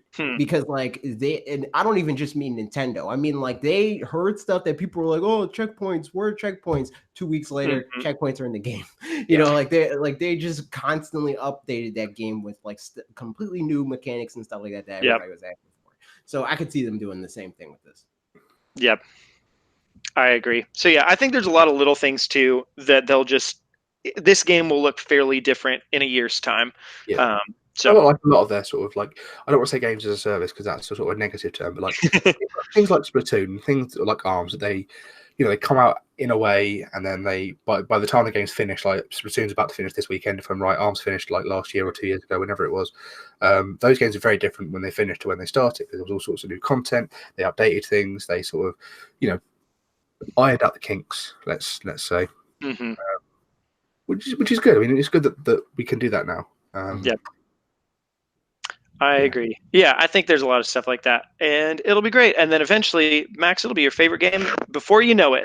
I am tempted. I've seen some videos online. Some sort of people on Twitter have been sharing their levels, and I'm like, download the game. I made a level. You got to play it. Yeah, I think the thing is the playing experience is better still than pretty much any other Mario game.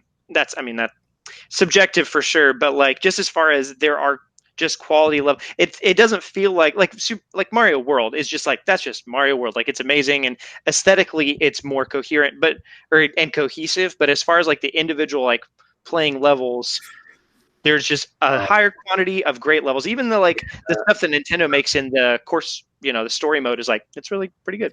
Yeah, and it eventizes it. It's kind of like when you see on Twitter everybody being like, hey, what's your game of the year for the last 12 years or whatever? Everybody feels the need to do that. So when there's a level on Mario Maker, it's like, Ross from Game Grumps made this level. Can you beat it? Everybody feels the need to do that. But that's not going to happen on a Mario game, because you assume people are going to get to World 5, 6. So you don't got to say, everybody, you got to beat World 5, 6. So the thing is, I don't really have much of a frame of reference because I have never really played a 3D Mario game. How dare you?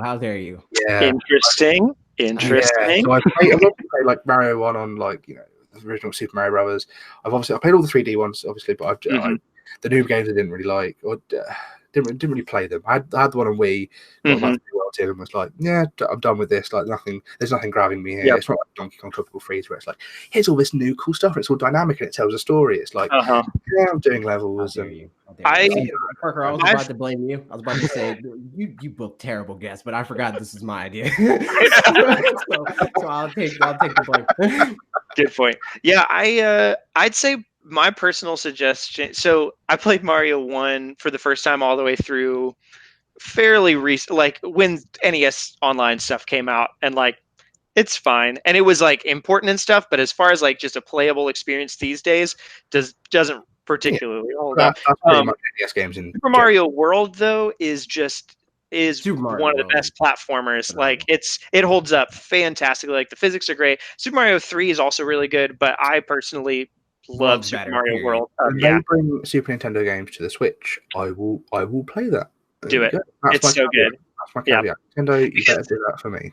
That one I feel like did the world thing overall just also better than Super Mario 3. Like, because 3 was the first one of those to do the world. It was like a thing of like, oh, I see what you're doing here. It's not all the way there, but I see what you're doing. The world's like, okay, let me take you the rest of the way there. Yeah, exactly. The very end of the NES life, wasn't it? So you can sort of see the sort of, if you compare Super Mario 1 to Super Mario 3, it's like a massive, you can almost be on a different console. Yeah. Yeah, I would agree with that. No, I'd say that seems pretty accurate. Yeah, it's just really good. So, in any case, it'll be lots of fun. I'm going to skip over the next news bit because it's not even this week's news. But we can talk about it real quick. It was fresh news. What was that? Would you like some really fresh news? Sure, yeah. Breaking news. 37 minutes ago, a message for Pokemon video games. Please see below for a message from Mr. Junichi Masuda of Game Freak, the producer of Pokemon Sword and Shield. I'll summarize it because I've already read it. Cool. Basically, he is talking about the sort of not being able to share Pokemon to Sword and Shield. He said he's read all your comments and appreciates your love and passion for Pokemon. So basically, I've read all the hate. I've read how passionate you are about how much you hate this. So basically, what they're saying is that it was a very difficult decision for them to not include all the Pokemon, but he needs to make it very clear that if a Pokemon is not in Sword and Shield, it doesn't mean it won't appear in future games, which I think you've spoken about in previous podcasts where you said that, just because it's not in this doesn't mean the third game or the Gen 4 remakes or whatever aren't going to do what they did on the 3DS where they just pack them full of Pokemon, which I think is a nice confirmation for him to say that, don't worry, we're not getting rid of any Pokemon. We're not losing any Pokemon. So, yeah. Mm-hmm. Yeah, that's interesting. I wonder, because what that could mean. So that could mean a number of things, and we'll only really know in retrospect, I'd guess.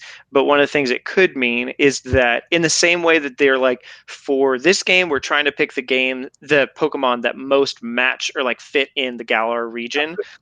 it's possible that that could either mean, down the road in the Flobadob region, whatever, I don't know, in Gen 9, that they do the same thing, and it's like these are all the Pokemon that fit in that region, which still like potentially means that we wouldn't, if that's the way they're thinking about it, means that like maybe Trubbish is never coming back no matter what, because it's just, it doesn't fit within any of this. Or it could mean that they're like, we just couldn't do it for this game, but by the time the next game comes out, we'll have had the resources to get all of them in there. I'd guess it's more that one, personally. That's what I think it is. I think it's a situation of like maybe they don't put them in the games directly, but I think that Sword and Shield at one point in time will have support for them. Like I can't see them being like Pokemon Guns out, right? And like you can only have this Pokemon and Pokemon Gun. Like I think you'll be able to take that in the trailer. The Galar region's outlaw guns. Come on. There's those rubber band guns that you got when you were a kid. Yeah. Pokemon no, that was blunderbuss. Well, thank you for finding that, Max. And actually, that leads us pretty well into AJ's video as well, and talking about that, because he talked about DLC and whatnot in Nintendo games and Switch games, and that was one of them. So nice. All right. So some comments on this video that we'll then go into and talking about is, so Seven says, I agree that they need to add a harder mode to Pokemon Sword and Shield, because maybe they could even let you choose custom difficulty settings like in Celeste. For example, the settings could let you choose when you're allowed to save or heal, if at all. So if you want to set up a Nuzlocke run or similar, or they could do a gym leader mode. Maybe it could be kind of a mini game where you choose a type, perhaps not one represented by the 8 you have to challenge as a part of the main game. And then you have to manage its gym by choosing the layout, recruiting trainers, and other staff to come work there, and even designing the badge. That would be really cool. Maybe the little notification thing could come up to let you know a new challenger has entered your gym, like one of your friends online, for example. And then you have to go to battle them, and if they defeat you, they not only get your badge, but points that they could trade in for special items. It's a cool idea, but I think something specifically the first bit about difficulty levels and being able to choose stuff and set up your own runs. I don't think that's something Nintendo or Game Freak really cares about, which I think is a shame. Like they obviously don't care about difficulty levels because they've never put them in. And then to then go. I don't think they care about difficulty levels in the like very direct sense, in the way that it's like you start the game with like hard mode, easy mode, or normal. But they very clearly have cared about difficulty since the beginning, because picking your starters was that. It was just like a discrete version of it. But I don't think they care enough to sort of things like Nuzlocke runs that have been, they're very popular and it's something that fans do. But to have a specific setup in the game that does it, when it's something there's always been something you sort of set up yourself and you do yourself. You have to just, part of the fun is probably not cheating yourself out of the experience. That one doesn't count. That doesn't count. Oh, he's died, but I'll just revive him. It's fine. I think that the best course of action for them to do is go in like an Uncharted direction, where it scales and you don't know that it scales. Like Uncharted gets easier or harder depending on how you perform. I think Pokemon could. I think Pokemon could and that's perfect. That's good design.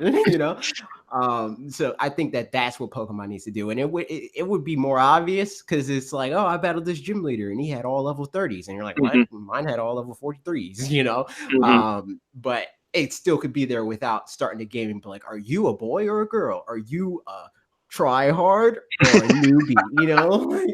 Is it nerd stuff or normie stuff? It reminds me a little bit of like just Fire Emblem kind of is the opposite of that, where everything was permadeath, and then they were like, we need to tone it down, which is, I think, a more normal way to go about that. Is like the game by default is difficult, and you're like, let's implement some things, into that. Whereas there's fewer times, like with Kirby, for example, like you can go into certain bits and turn up the difficulty, but it's not quite the same.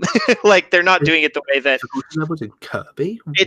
No, not in the regular game. It's only in like I don't know. AJ, you've played it, so like Kirby Epic Yarn, Kirby's Extra Epic Yarn. Oh, that's true. Free product. Yeah. So that adds in a thing, but like adding in more difficulty is also, I guess, more complicated in some regards, where you, as opposed to like adding in an intermediary step sort of thing, like in Celeste, being like you just do an extra double jump.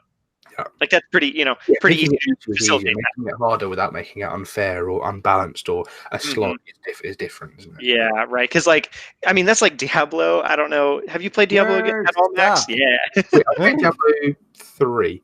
Okay, I've only played 3, so yeah. And even then, like, I didn't get that far. I played probably 15 hours of it, so I did some. It was when it came out, so yeah, that was about when it came out, like back in the day, like a long time ago. Yeah, when it came out on the PC, like 2012, 13. What's the PC? Sorry, yeah.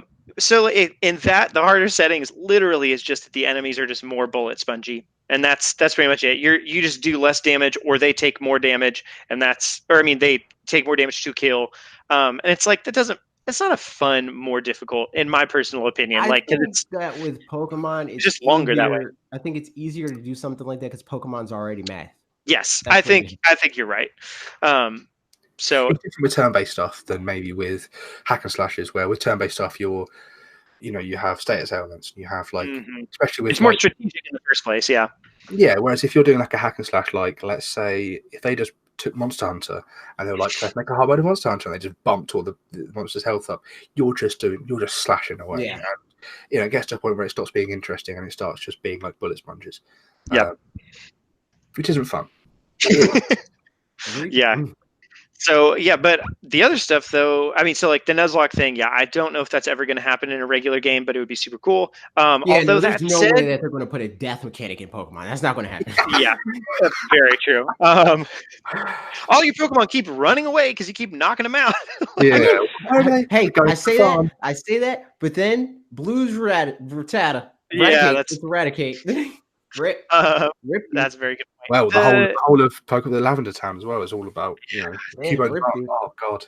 Rip, dude. So that's what's gonna happen. They're gonna remake Gen 1 again, and the Pokemon that you lose are gonna be in Lavender Town. That's the whole funeral sequence at Lavender Town, and it's heart wrenching. Yeah, Lavender Town is actually the last town that you go to. I do wonder though, the wild area seems like that could be a section that has especially but can have some more difficulty put in there where they're like, this is in the same way that raid battles in Pokemon Go is like there's easier and harder ones and stuff like that. Yeah. I could see how the wild area raids could be some of that too, where the whole thing is a little more fluid than the regular game is. It may be, I don't know, we don't really know for sure, but it seems like that kind of a thing where they could be like, this enemy is just artificially higher level than other ones normally, whatever. But the gym stuff, I thought that was really cool. Seven's idea on that. They could do like a whole, speaking of Mario Maker, they could do a gym maker sort of situation where you're like the Pokemon League head or whatever, where you this is the first gym that you go to and the second gym and so on and so forth, and this is what your badges look like, and this is the requirement for this gym. Like maybe in this region you only need 4 badges or whatever, right? I mean, we've said it before, we'll say it again.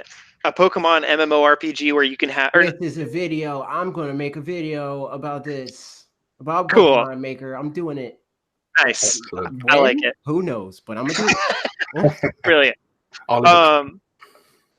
Yeah, agreed. So moving along, Benjamin Aquino's comment. Sorry, I almost said your last name wrong, Ben.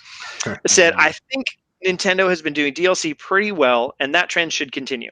If a game like Mario Tennis Aces can get free content over time, I think Super Mario Party should as well. Not saying it all has to be free, but maybe a mix of the two. Throw people a bone, and they may be more likely to invest a bit more. My opinion on Pokemon would be very long if I went into detail due to my overwhelming passion and borderline obsession with the franchise. Instead, I'll scale back a bit. I would enjoy paid DLC in Pokemon Let's Go to include the Orange Islands. That season of the anime doesn't get as much love as it should, and it was awesome. I hope that the Pokemon Company really takes advantage of max raid battles in Sword and Shield. It would be a huge missed opportunity if not. They do not always need a third installment if they have ways to get people back into the game. This should also be a mix of the free, cough cough, National Dex, cough cough, and paid DLC. He gets it. I agree with that. Yeah, 100%. He gets it. And I like responded to this comment because I was like, especially now, like we like read all these long comments. Don't feel the need to like scale back.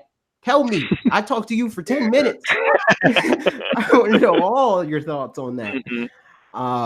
So yeah, like as far as like the DLC and like giving a little to, like, I completely agree with that, and I think that for the most part they agree with that, but they don't do it with every game. And I think like with Mario Party specifically, right, like they just set this precedent that people just buy a new game for those DLC level changes, and they're okay with that.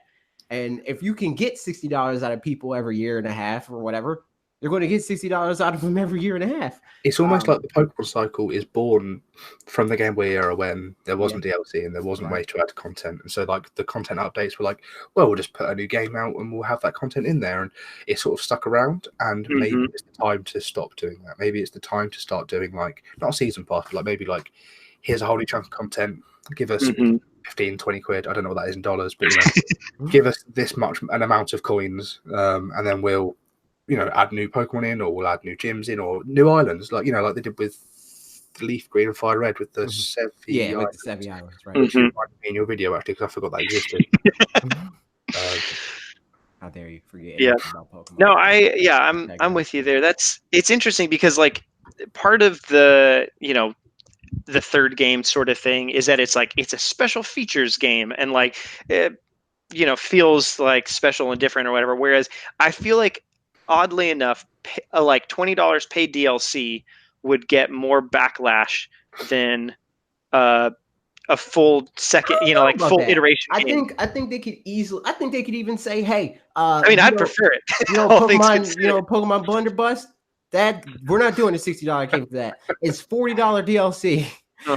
Get this game. It's like new story elements, it's new mechanics, new battle facilities, and like all that sort of thing. And instead of buying a whole brand new $60 game, you already have the game. And it was you that said about the Delta episode and the Rainbow Rocket, right? That was you that said that. Yeah, right. That's a good idea. Like having that as, Ultra Sun and Ultra Moon had other things, but to be able to just have like an entire post game, story DLC, like either of those things, but it's something new that maybe more substantial, like the what is that game called? Lost something. The Uncharted game, another Uncharted comparison. Lost Legacy. Lost Legacy. How that's DLC, but it's like it's a whole game. Indie, Don't make people that have already played the first set play through this same game again just for the changes. I think the changes are something else. Yeah, exactly. I think Max, you were actually the one to point this out on Twitter, but like when they talked about the DLC, I mean, just kidding, that wasn't you. No, when they talked about the DLC for Breath of the Wild, and that it was like we had so many DLC ideas that we turned it into a sequel. I think like the reason we got the kinds of DLC we got is probably because it's like, okay, this is the non-story stuff. Here's just some fun activities that people can do to keep playing the game, and then all the story ideas we have are great story ideas, hopefully, and we'll put those in a whole new game. Whereas with Pokemon, like we know in 3 years they're not going to want to make just like a sequel to this specific, like Galar Point 2. They're just going to be making Gen 9 at that point, and 3 years later. So they might as well take the story elements and just do them as DLC, like Breath of the Wild might have if they hadn't just made a sequel instead. And like I can sympathize with that because, like, full transparency, in the making of this video, that very thing happened. Where it's like I started the video being like, I want to talk about DLC for Nintendo Switch, and then there was just so many ideas that I had that I was like, okay, let me like specifically just tailor this. Seriously, like I went from it just generally being about DLC to it being about DLC that will fundamentally change the game in a way that will make people feel better about the game. Rather than just give us Mario Odyssey DLC, because like there's nothing wrong with Mario Odyssey. We just want more of it. But the other games on this list didn't really fit with that idea. So I took all those games that were like, give us more Mario Kart, like that sort of thing. And just was like, nah, doesn't fit here. So like, I get it. I get that they start on this like thread and it keeps getting longer and longer and longer. And they're like, all right, let's just make a full sweater. It was your podcast last week when you were on with, what's your friend's name? Mitch. Yeah. When he'll be coming over to play some Mario Maker in like an hour and a half. I'm not convinced he exists. I never talked to him, so he doesn't exist. So when you were talking to Mitch about, specifically when you sort of mentioned my tweet, and he was about it made me realize that okay, maybe when they announced it as story DLC, because before the game came out, there was that whole like thing of like buy the season pass, it comes with story DLC. Maybe that was the plan. The plan was always to have story DLC, and then as they were making that, they were like, what's the worst idea we have? Obviously, it wasn't like terrible, but like okay, we need to fulfill the promise of it being extra story. We need to fulfill the promise of having one extra dungeon. So let's take all these ideas that we had, Ganondorf and the Tower, that maybe were DLC ideas, and instead take them into the new game, and we'll just plop a new bit of story, which was it was a good final boss, and it was it was a pretty good. It wasn't that good a dungeon, but to have that extra content that it fulfills it's a story thing, blah, blah, blah, but without being all of the good juicy ideas that they're like, let's do a sequel. No, because there were delete that tweet because I feel like you're correct. No, because I remember all the like theories of what maybe the story was going to be, or any of that kind of stuff ahead of time, and then the story was not anything particularly great. There are theory videos on the story to Breath of the Wild than probably all of the Breath of the Wild cutscenes and story like combined. Yeah. But I guess that's just how there's a lot of hinting at the timeline and not actually doing it. Right. It is, but that's what everything's about. If there weren't tangents, we'd just be reading words. That's true. I don't know. We'd be doing something. And then the last comment for AJ's video, Jonathan F says, I haven't played Super Mario Party since I first bought the game. It got boring very quickly. I absolutely welcome DLC or some form of support. As it stands now, Super Mario Party 2, if or when it is made, will be a cautious buy because Super Mario Party was lacking for me. As far as Pokemon, also welcome, but we have this conversation during the last E3 video. Haha. Yeah. Mario Party is such a strange. It sold like 6 million, probably even more copies worldwide. It sold like 1 million in its first couple of weeks, something like that. It's a huge success. Compare that to Mario Tennis, which maybe sold 2 or 3 million copies. Yet it's still getting content to this day. And this huge Mario Party where they've already got like the platform is there. You just need to add new boards, maybe do mini games. Like you just need to do little stuff to it, and they just haven't done it. And it's strange. I don't know if that's because of the team that were working on it, because it was a Nintendo. No, it wasn't a Nintendo team. Who made Mario Party? Starts with an H. Hudson. Thank you. Yep. Is it Hudson? Okay, interesting. Whatever. Go ahead. I think that's who used to make. I don't remember. There's another one that starts with an N that I can't remember. Oh, ND Cube. Okay, yeah. Right. Okay, so maybe they had other things to do, whereas maybe Camelot have that. I think that's right. Maybe they don't have so much to do, and they're able to. They better have stuff to do. They should be working on Golden Sun. Yeah. Oh, they're actually so it is ND Cube. Just checked it. It is. Okay, cool. As far as ones that we didn't see at E3, I definitely thought something from Camelot, like Mario Golf or whatever, but we didn't see that. So yeah, I'm gonna go into that. And later. As far as sales, 2.6 million for Mario Tennis. So it's not even 3. And what's Mario Party at? Mario Party it's like 6 is at 6.4. See, it's over double, and they're just like, nah, that's fine. I mean, I guess maybe. Like cynical as this is, maybe it's like it's fine. We'll be making another one anyway. Right. See, but that's the thing that's weird because it's like, but then again, no, because they're not just going to make another Mario Tennis on Switch. But it's like it almost feels like they have this like threshold that's like right above and right below, where it's like if it doesn't hit this number, DLC. If it gets above this number, DLC. If it's in this like threshold, nothing. Because it's just not worth it. I feel like we're always getting new Mario Tennises and Mario Party, so I don't think we're going to have to wait that long. I feel like the Wii U had like 2 or 3 Mario Parties, and I'm pretty sure that had a Mario Tennis is usually like I think it's one per. Yeah, it's like a Mario Kart, isn't it? Yeah. Mm-hmm. I mean, pretty much same for Mario Golf. I think has been longer. I can't think of the last Mario Golf game. Yes, I can. It was Wii U. Mario Golf was on 3DS. It was on 3DS then. Yeah. Wii U. Yes. The last Mario Tennis was on Wii U. Yeah, that was. But it was basically Mario Tennis Aces alpha version. Yes, right. Ultra Smash, yeah. Good stuff. Yeah, I agree. I was thinking the exact same thing as you were talking about DLC in your video, AJ. Thinking the same thing as Jonathan was, where like I'm just not going to buy Mario Party 2. Like they would because honestly, Super Mario Party looked like it was pretty pretty good, full featured, whatever, you know. And then it turned out each individual feature, there were lots of features, but they were just like really thin in and of themselves. So, I mean, it's one of those things that like reviews straight up just told us that. And so I might as well, I just figured it would be good to have a party game, but like, honestly, the Jackbox party games are better for that anyway. So I played Mario Party. I played each of the boards once, and I brought off a friend to do it because I'm not going to pay 40 quid. Don't know how much that is in dollars to play each of the things once. I did it. I lost every time. I haven't given the game back, but I keep meaning to. And that's it. I'm done because there's no extra content. There's no, just things like new characters, like they have a Mario Tennis or a new board, or they don't even have to do new mini games. I don't know how many mini games there are, but there's probably enough to mix and match and keep it interesting if you're doing different types of things. So even just the basic, the front facing stuff like the boards and the characters, mix that up a bit. I just don't know why they don't do like the Mario Kart thing, where Mario Kart's not always here's 30 new courses and 30 new characters. It's a lot of like remixing it. So they could easily just say, okay, which one of these mini games could we rework to work on Switch? And just put those in there. 40 old ones, 80 new ones. There you go. Yes, Mario Party game. What was that? 100. The top 100. Yeah. That's why wasn't that on Switch? Like 100 games that keep you entertained. What's interesting, I think with that one, it was like also just weird because you know how like in Mario Party you can just go and pick like I want to play these mini games.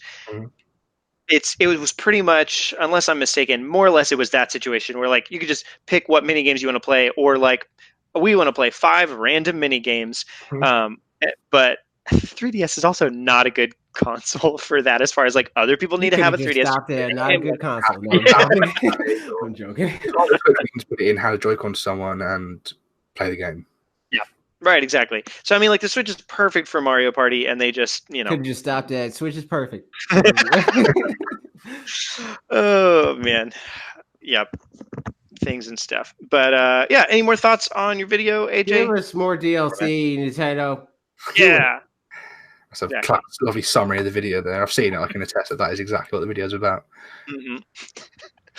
But yeah. So, all right. So then moving right along, and we need to go through this pretty quickly because we're just keep bouldering through, and it's past midnight for Max right now. It is. I'm sorry. Carry on. So my video, I talked about indie devs doing pretty much Cadence of Hyrule type situations and more games doing that sort of thing. So before we go into some of the comments, Max, it sounded like you had some creative ideas that would be fun. Curious what they are. I was watching your video and I was like, I could probably come up with some of these. I'm going to speak to you tomorrow. I might as well come up with some. And then I wrote one down, got to the end of the video, and I was like, just deleted it because you just said it. It was the Captain Falcon sort of action game. In my head, it was like a Platinum game style situation, like a Bayonetta. But anyway, so I deleted that anyway. I have 3 ideas if we've got enough time for me to. Go for it. Idea 1 is you mentioned Yoku's Island Express. I can't remember what game you said you'd have them Pikmin, I think.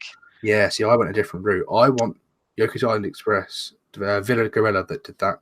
I want them to do a Metroid Prime pinball Metroidvania. So it's Metroid Prime, you're stuck in the morphle, but it's the same pinball mechanics, but it's also Metroidvania like Yoku's Island Express.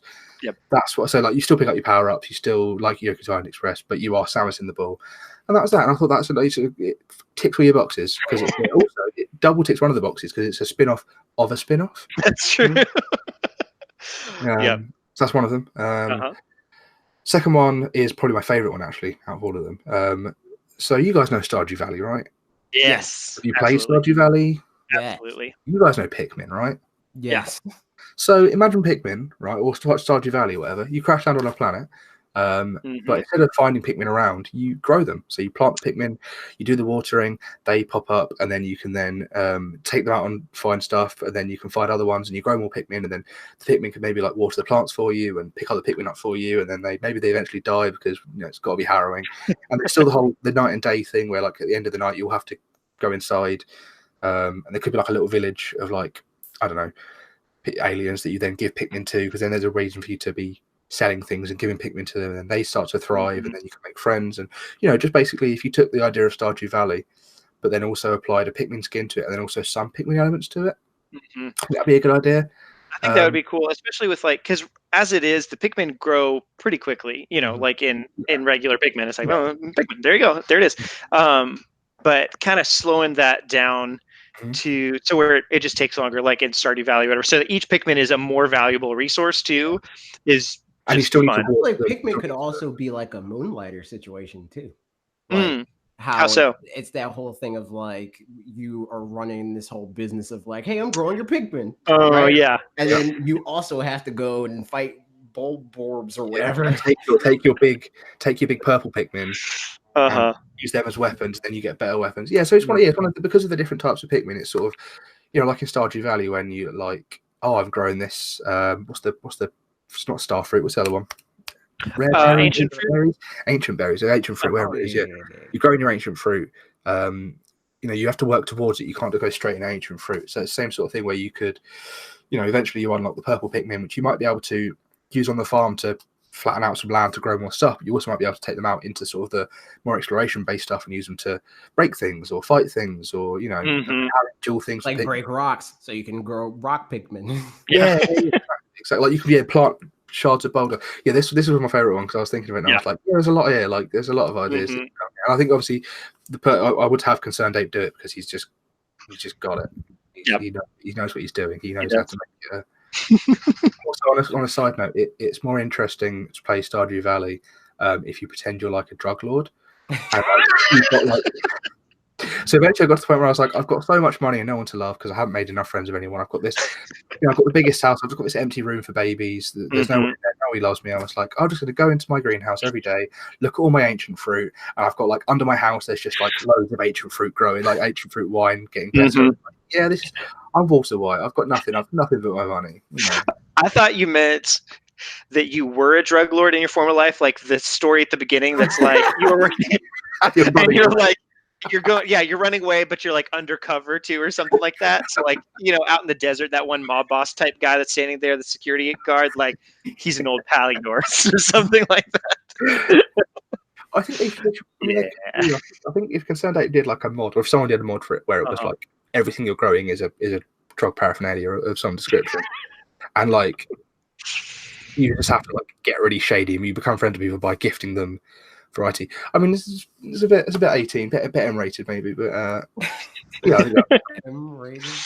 And my third idea is a very simple one. You touched on it earlier, actually. So Sidebar Games, who did Golf Story, Mario golf game that was a Mario RPG at the same time. Like Mario RPGs we've had Luigi and the one with Inside Bowser. What's that? Bowser's Inside Story. That, but as a Mario Golf game. So there's still the golf elements. Maybe there's some combat as well. Maybe there's sort of like because Golf Story. You play Golf Story, haven't you? I know you. Yeah, absolutely. So you have like the drone golf and the frisbee golf, the racing car, just little elements like that mix it up a bit because otherwise it's just all golf. But that Mario Party story with Mario characters and set in Mario worlds, I think that'd be really cool. Yeah, that could be. I think the tricky part there would be distinguishing it enough from Mario Golf, as far as like the progression or whatever. I mean, not from Mario Golf, from Golf Story, as far as the progression and stuff goes. But I mean, I think you could definitely, just make it work. The interesting thing too with Mario Golf, the only RPG one that I played was the Game Boy Color one. I think there was one other one. That was like I think it was the original one. Yeah. Oh no, I'm not even thinking Mario Golf. I'm thinking Mario Tennis. I apologize. Which also, so the Game Boy Color one of those was an RPG, is the one I'm thinking of. But you didn't even play as Mario. You played as like a kid, Harry, and somebody else. And so the one thing that I think, sorry, what? Was Mario in the game?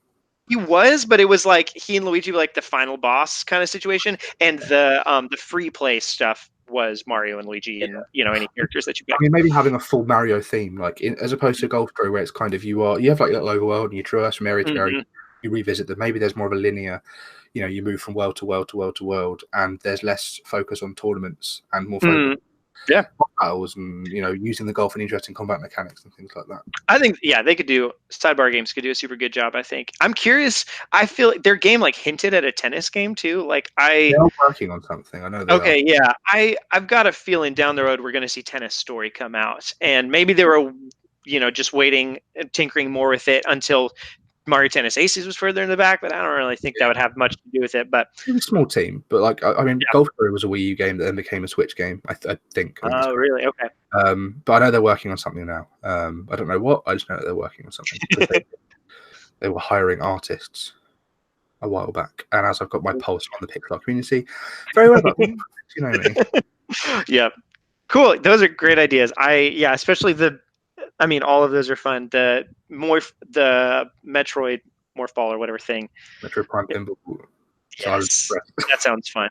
I'm down with that. So some of you guys' comments. Graham Richardson had a bunch. An idea. How dare you? What'd you say? I said I didn't even get an idea. How dare you? Go, AJ. Give me a try. I want to hear. I want Hello Games to make a Star Fox game. Make it No Man's Sky, but good. I was thinking this yesterday, and I thought I can't do it. But I was thinking this yesterday. Because imagine if they had like a budget and a team to make their game from the beginning, man, and just make it a Star Fox game. Yep. I was going through like a list of Nintendo franchises, and I was like trying to pair an indie developer to, and that's how I came up with some of these. And it was when I got to Star Fox, the first thing I thought was like, what if No Man's Sky was good? Which, I mean, apparently it's good now. It's good now, yeah. But like, make it good from the beginning. Yeah. I mean, and I think we need to it's not like we need to focus as much on some of the things No Man's Sky did as far as like, I don't know a whole lot about it, but it sounds like some of the things are more like, building a specific, like this planet and stuff like that, like your base less, and less that kind Minecraft, like, because No Man's Sky was Minecraft in space. Mm-hmm.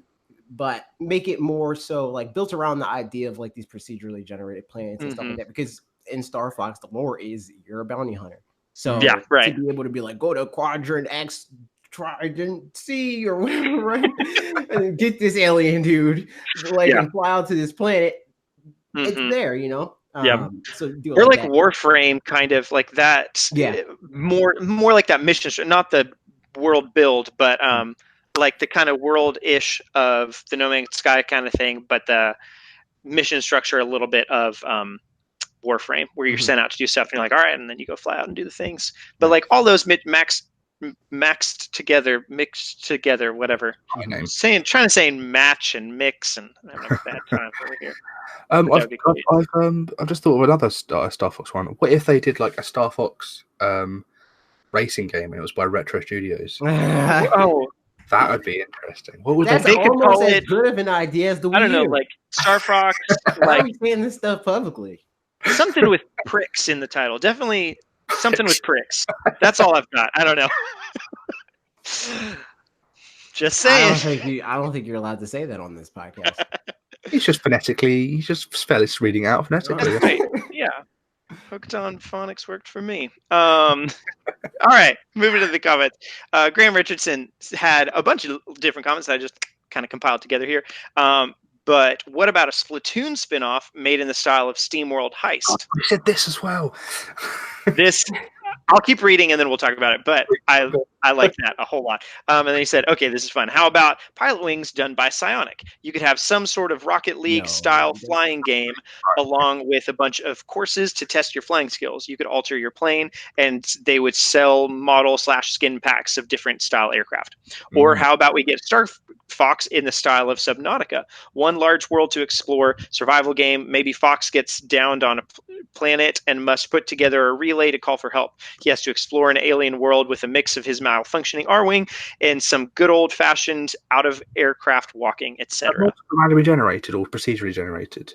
Or is Subnautica... Yeah, I don't know. But that would be combined the No Man's Sky idea of procedurally generated with that. That might be quite cool. I want to jump when he said Splatoon spin-off made in the style of SteamWorld Heist. Literally, the last thing I wrote down last night before I went to bed was Splatoon Into the Breach.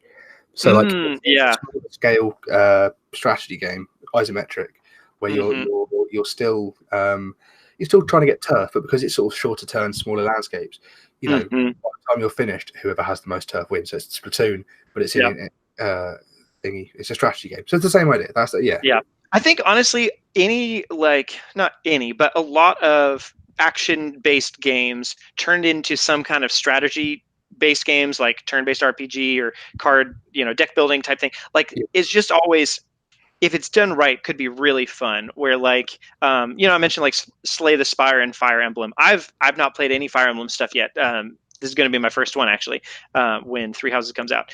But I feel like it's an easy way to get a lot of lore in really simply, where it's like a card has all the significance and has like a little thingy about it, but it's just like good easy spin-offs to make that can take some of the kinds of mechanics but do it in a different way. Because a card game has like with SteamWorld Heist, Quest.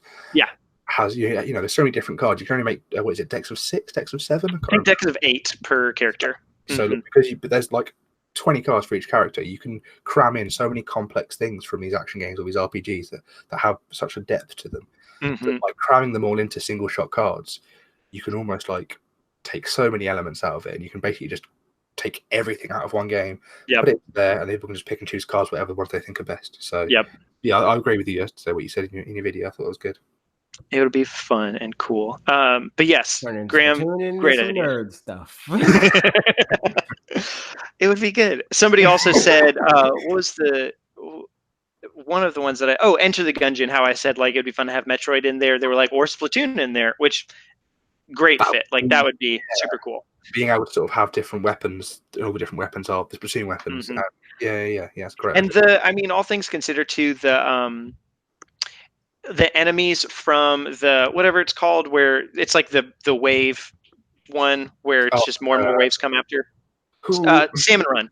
Salmon right? Run. Yeah. You're talking about enemies from that thrown into like a 16-bit, isometric top-down style, like would even be the really cool. Story mode could be the bosses. There's 6. Well, across the whole franchise, one of the better bosses, but there's like 8 bosses maybe. Yep.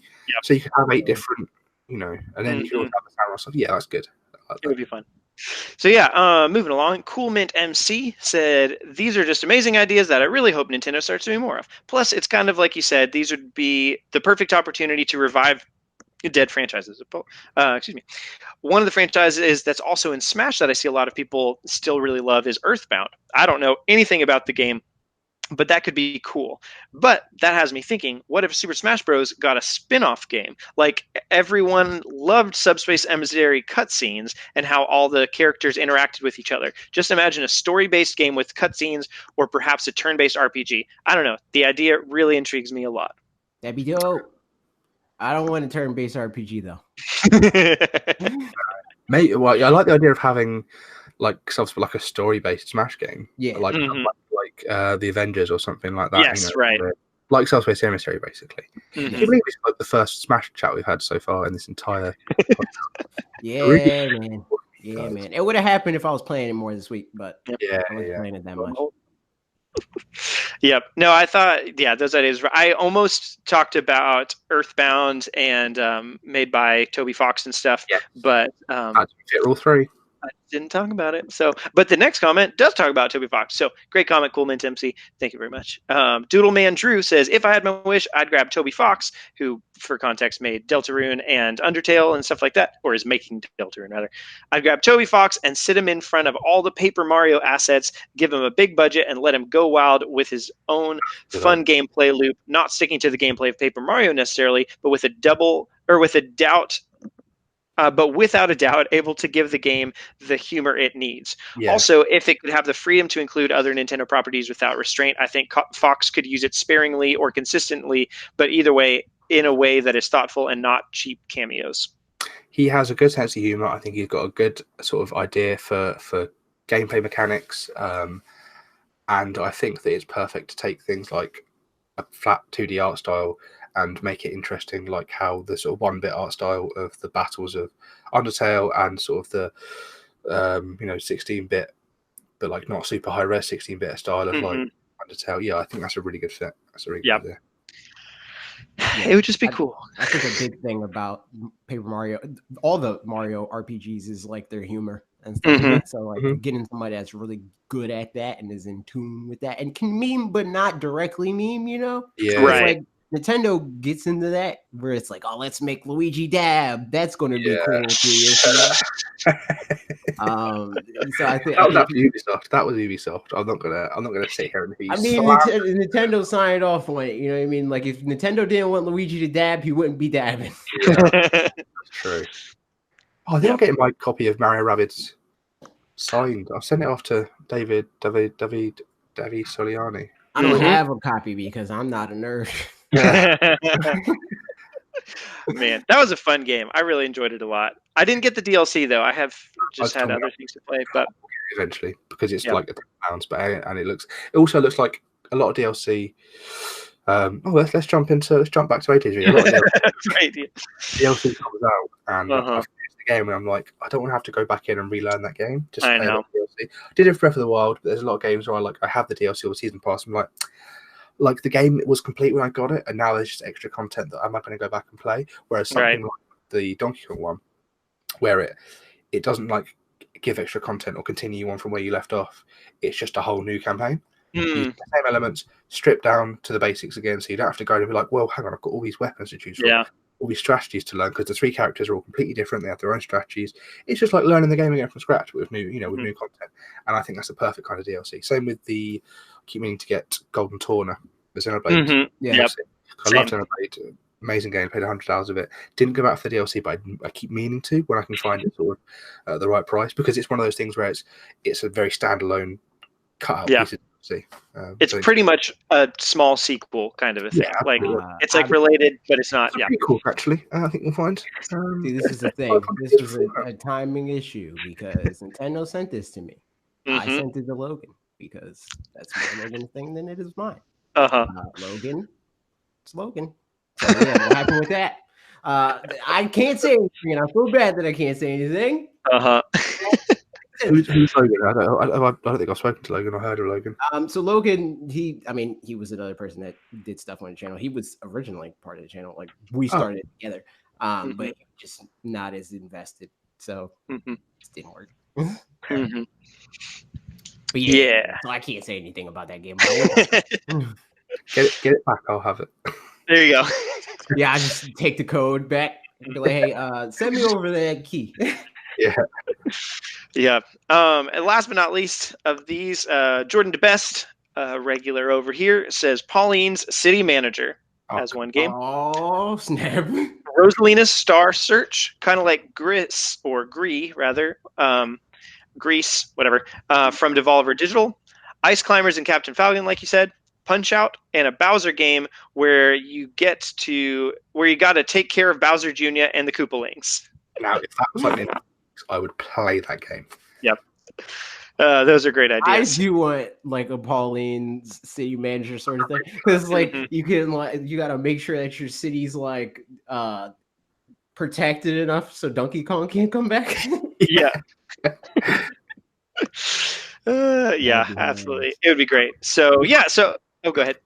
No, I was gonna say I like at the end of Mario Odyssey, like that level of Mario Odyssey, when they have a whole sort of throwback bit where they just obviously celebrate the defeat of Donkey Kong. Like, Donkey Kong is a villain to these people. They don't know that Mario's actually like they've been playing tennis and He does the same thing with Bowser. See, the people in Mario are weird, dude. Like Peach, garbage person.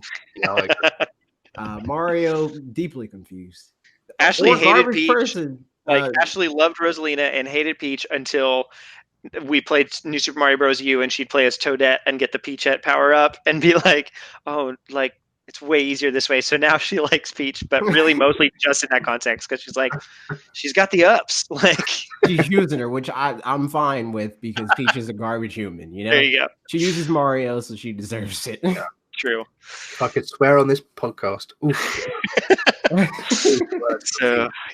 So that's what happens if you comment on some of the videos we make, which you should be watching because they're fun. Then we'll talk about some of those comments like this. But also if you comment on this podcast video, if you're watching this on YouTube, you'll see our faces. If you're listening to it on podcast apps, you won't see our faces. That's pretty straightforward. But if you leave some comments, we might just talk about them the next week. Maybe, depending on which ones. So we've got a couple of those to go over before we wrap up. So from Harry Hoffert says, any reason why this isn't posted on the main channel? ? I probably would have been a long-time listener, but it took me a while to find this channel. Regardless, big fan of the content on the main channel. Keep it up. Thank you. I wanted to pull this one because like new people join in, they don't know the whole backstory of all that stuff. Yep. So the reason why we don't post this on the main channel is because YouTube likes to judge the entirety of your channel on everything. So like you can have significantly different circumstances for a video, but they'll still weigh the performance for the last one compared to the current one. So for instance, right, like before it would be like a Logan video will go up and Logan's videos have different metrics that my videos do. So that would impact the next video that I do and vice versa. So like his videos will do better because my videos did a certain thing. And then so it would go back and it'll circle around. The podcast was a very exaggerated version of that, where the podcast would have, I don't know, it's like an hour and a half long thing back that even less than that a lot of the time. And it would have like, I don't know, 45 minutes of retention time. But that's like half of it, so it's like it's like under 50%. So like, oh, it's under 50%, so it's not doing good. You know, like nobody likes it. Yeah, exactly.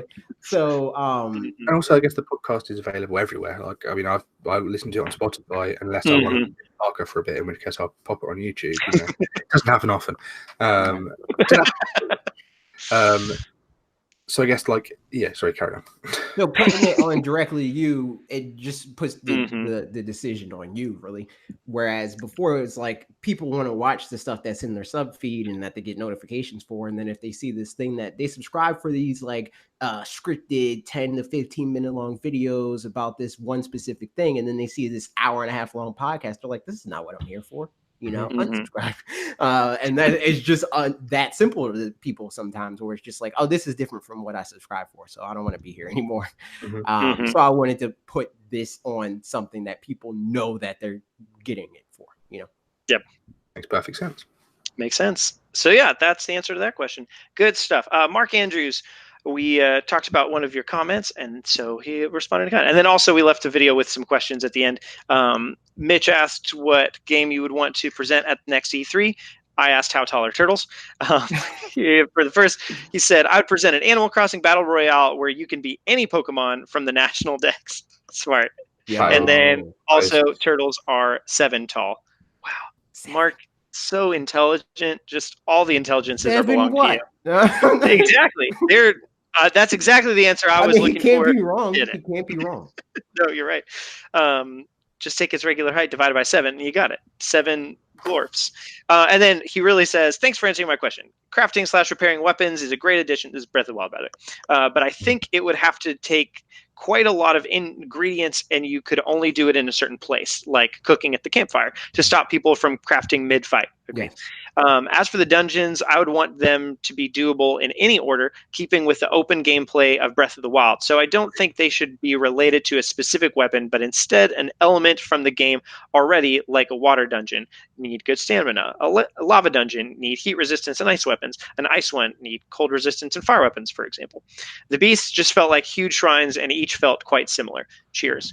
Okay, so I actually did comment, I think, on this, or I said it somewhere too, but the one thing I forgot to mention the last time that is also true is the dungeons really all, I liked that the shrines all felt pretty much exactly the same. Something about that, like the consistency there, I don't know, I enjoyed it. The music was all the same. Just like all compiled into being one giant dungeon. Yeah, so like that, those were great. The beasts, on the other hand, were like in different areas of the world and were supposed to fit, like one of them's a deserty one of them's a lava one, but then the insides of them were still exactly the same pretty much. Right. So that was one of those things where I was like, I'd like the dungeons and the beasts to still feel distinct, where later you're like, I remember this one room from a dungeon that was definitely the blah blah blah dungeon, as opposed to like, I don't really know, to be honest, like something from the Rito dungeon.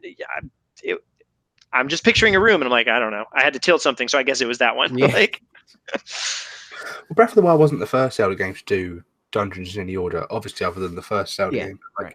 If you think about more modern ones, like A Link Between Worlds handles it really well with the item, like rental stuff. Rental stuff. There we go.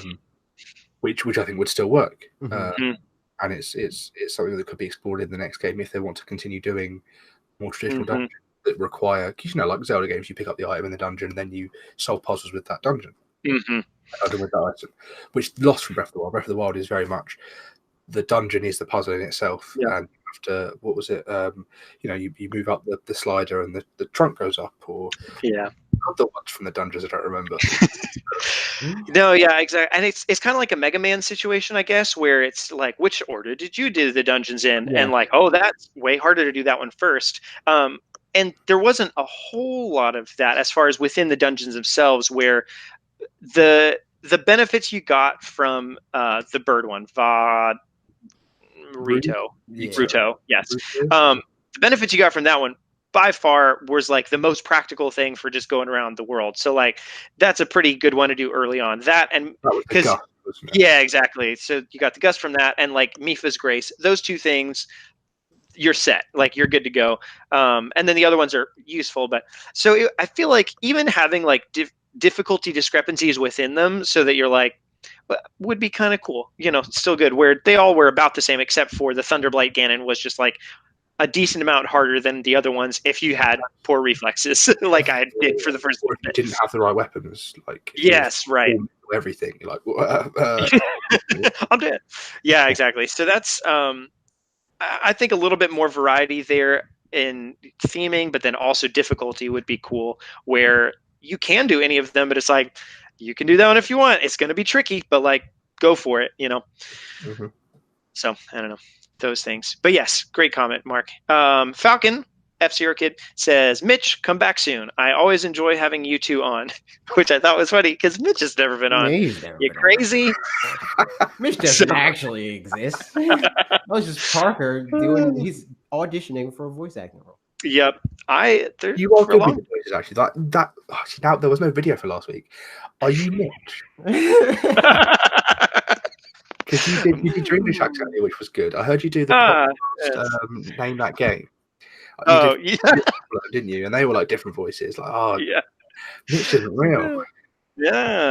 Yeah, I just made them up. No, there was a while where I wanted to do like cartoon voices or something like that, just because it's fun. I feel like there's a lot of people that want to do that, but no, my mom and I. So I grew up in Europe, so I've just been around a lot of European accents too. So that's nice. It's a continent, not a country. Where did you grow up? Okay, so I was in France, just across the border from Geneva, for about 10 years or so. Born in the U.S., but moved there when I was a wee little baby. Good. So I lived there for like 10 years, moved back to the US for 2 years, and then was in Brussels for 6 years in Belgium, and then came here for college, and I've been here ever since. So you did grow up in Europe. You are correct. I did. These are places that exist, quite. Yeah, so it's been a good old time. But yeah, I just like doing voices and accents. They are fun. There was a fun random tangent real quick. College, I, for some reason, decided. So my mom grew up in Australia, so she sometimes has an Australian accent. Like when she's around other Australians, that's just what she does. Yeah, it just like turns back on because that's where she went to school and stuff. But then otherwise, she has a mostly American accent with a little bit of a tinge. So there was a while in my English class in college, like freshman year, where I just decided I'll just have an Australian accent in this class and this class alone. And that turned out fine for most of it. And it was like, I just didn't talk much because I was like, I don't want to be the guy that's like, just, I don't know, being annoying about it. But I was still being dumb and because it's just silly and fun. And then a friend of mine ended up randomly dating a girl that was in my class. Oh, no. And I was like, well, I don't know what Australian. To do. So yeah, I talked to her and I was like, yeah, well, my dad's American and my mom grew up in Australia, so just, both, and which is true. And yeah, it was just funny and awkward though. So there you go. There's that stuff. But enough about me. Let's talk about you guys. Last but not least, you can ask us some questions. Oh, I didn't even read the rest of Falcon's comment. He said, if I could present a game at E3, it would be Formula Zero Grand Prix 2560. F-Zero. Oh. Parker, I regret to inform you that I died in the watching this video this week. I came back to listen to your podcast, though. Oh, thanks. That was kind. Rip. Last but not least, you can ask us questions. Talk to us in Discord. We're hanging out in there sometimes more regularly than other times. So, but talk to us on Discord, and then also you can ask questions on the YouTube community page or just tweet at us, which we never get questions tweeted at us that we talk on here. So if you want to do that, just do it. I just don't usually see that's another thing. I got to start asking for it on Twitter. Oh, I guess so. Yeah. On Twitter. Yep. So yeah, here we go. Ready to go. What'd you say? You're right. You got about 4,000-ish followers, right? You could probably. Yeah. I would definitely get questions if I tweeted it out. I just don't think to do it.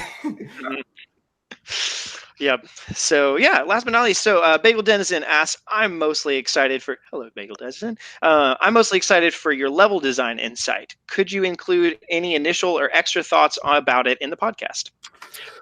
So the biggest thing for me, like I was saying, was like theming it and making sure that like it's well crafted and not just this thing that's hard for the sake of being hard. So like I already put the level out, so I could talk about like the process with that and how I Mm-hmm. thought about that. Where it's like I wanted to focus on bullet bills, and there's two different kinds of bullet bills where you can do the like home seeking bullet bills, and then you can do the regular bullet bills. I don't want to mix and match them because like initially I was like, okay, let me like ramp it up and say like, okay, here's the regular bullet bill, and then ramp that up in some way and make it different, like introduce it in a safe way of like, here's a bullet bill, it's firing at you. Then the next thing, here's a bullet bill, there's more enemies that are forcing you into that bullet bill, but you have to avoid both of them. And I was like, okay, but like then I had to do that again and reintroduce it with the home seeking bullet bills. So why don't I just separate them completely and put the regular bullet bills on the bottom level, which would be like the easy version, and then on the top version put the like the home seeking bullet bill. So that was like my thought around that, and said like, okay, how can I get people in like compromising situations that they can get out of with easy enough, like not easy enough, but like enough time to be like, oh, okay, I gotta redirect here, you know. What style did you use out of curiosity? 3D World. Nice. No particular reason. It was just the first one that they put me in. So I was like, okay, cool, I'll use this. I do wish there was a way within the level design stuff. I would like to do like there's like secret endings is the thing that'll happen, and I guess mostly people do them anyway, so I guess that's a thing to think about. But I wish there was a way in any case to show like this person completed the level, but this person completed the level and got like more coins or like an extra something or other where it's like with distinguishments like or whatever. with this, it's like a Sonic level where it's like it's two paths. It's two ways that you can beat the level equally as like valid. Like easy mode and hard mode, basically. Right. So I want to know like what is the direction that most people went in, or like what was the one that actually because like in my mind I thought, okay, this one is the hard version of this level, but like what actually is, like, everyone's deaths when they played it. I think so. Yeah. You can see like where people died at on there, like, well, at least in the first game. I didn't really look at it because I literally uploaded this and then we started recording this podcast. So I don't know what the like UI looks like when you look at the level now. But in the original Mario Maker, there'll be like X's where people died at. Right. But I don't think it shows you what direction they went in to clear it. Right. I guess the only way you'd know is if people speed run it for or whatever, like whoever, whatever their time is, you would know. So I guess that's one way to do it is like make the hard thing be able to be done faster if you do it more quickly, whereas the easy one, if you like want there to be incentive for that. But even then, like sometimes what I'd like to do, so like the next question, Patar35 asks, are slopes worth the wait? And the level that I'm building actually is based around slopes for a thematic reason. And so like, I wish I could do an extra room at the end that's like, also, if you want to do this extra room, here's this extra one. And it's like, more challenging and stuff like that. But then people could, get something for that, but there's just not really a way because like with the way you're doing it with the two paths, you could make the one path, the like harder path, just be faster if you do it perfectly. So that then like that person, gets the highest leaderboard thing or whatever. But I don't know. Maybe at the same time, people don't really care about some of that kind of stuff and just want to play levels and have fun. So I don't really know. But our slopes worth the wait. Honestly, they're pretty great. Like all things considered, I used them a little bit. Good.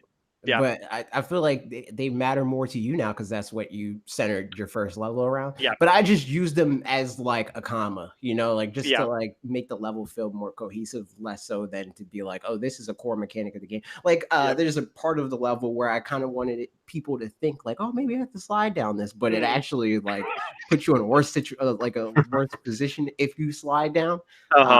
So yeah, like I used it in that way, but I didn't really feel the need to like use it for like, which eventually I'm going to do that. I want to like look at all the mechanics that are like fleshed out enough to make a level centered around it or maybe one other thing and do that like I did with this where I think go ahead. just the core mechanics of this, or the core items that I use, where I used Fire Hammer Bros and I used the 2 different bullet bills. Yeah. I went from within an hour period playing New Super Mario Bros. U Deluxe to the story mode of Mario Maker 2 when it came out last night. And like, I think the slopes did help to just make it feel like it's still playing. Even the story mode levels, I could tell like these are made within the limitations of Mario Maker. Like It's not, like Nintendo made these, they're great, well-made levels, but they still like there's some limitations that they had to, it was made with a template. Yeah, exactly. So, but I think slopes, for example, are one of the things that helps push it past that to where it feels less like there's less distinguishing between the two, and it's closer in any case. So like it feels more organic for that reason, because stuff is like, it's just more flowy, and I don't know. That's just fun instead of just everything being stair-steppy. But I'm enjoying it. I'm looking forward to enjoying it even more. But what you guys can also enjoy, that was, I said that weird. Everybody, that's it, I think. Any last thoughts for you guys before we close up shop? Yeah, I've got. Let me. Can I do my plug? Oh, of course, yeah. Yeah, nice. Okay, so I write for a lovely little website called LootPots.com, run by a great team. We have a podcast called the Potscast. You can find it on most streaming platforms and on YouTube every Thursday. We have a Discord that you can find on our Twitter. You can go to LootPots.com and you can see all of our articles and our reviews. We're always posting things on Twitter, and we're always, or recently, more recently, we're streaming on Twitch, especially directs and things like that. And you can always follow me on Twitter at Max Wright, or you can follow Pixelpar, who you probably already are following. His name is Jack Parsons, by the way. Little exclusive for you. So yeah, thanks for having me on, guys. Really appreciated being able to come here and chat video games with you. Sure thing. And I look forward to maybe coming on again, if you let me, if you have. For sure, definitely. Yeah, absolutely. See, that's the thing. I'm like, I don't think to ask people to be on here. I just assume that they know that it's an open invitation. Right. So they'd be like, hey, I have some time on Friday or whatever when we record this. Can I be on directly? Yeah, man, come on. Like I don't. So whatever, it's really more up to you than it is to us. Mm-hmm. This actually was up to you. It specifically came from you. Yeah, that's fine. I get it. Yeah.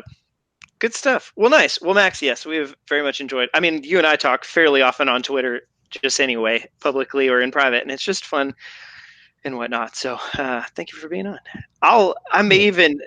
Your plug was very, very late in the podcast, so like I don't want people to miss it. So I might just put it in the description and all that stuff. Great. Yeah.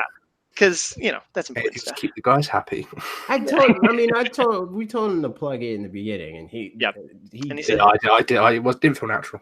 Yeah, all right. I get that. All right, well, I think that's it for this week. This episode directly to you. This is episode 68. We'll talk again next week about more stuff and things. 69. I know. Maybe I'll have another level done. Hopefully. Yeah.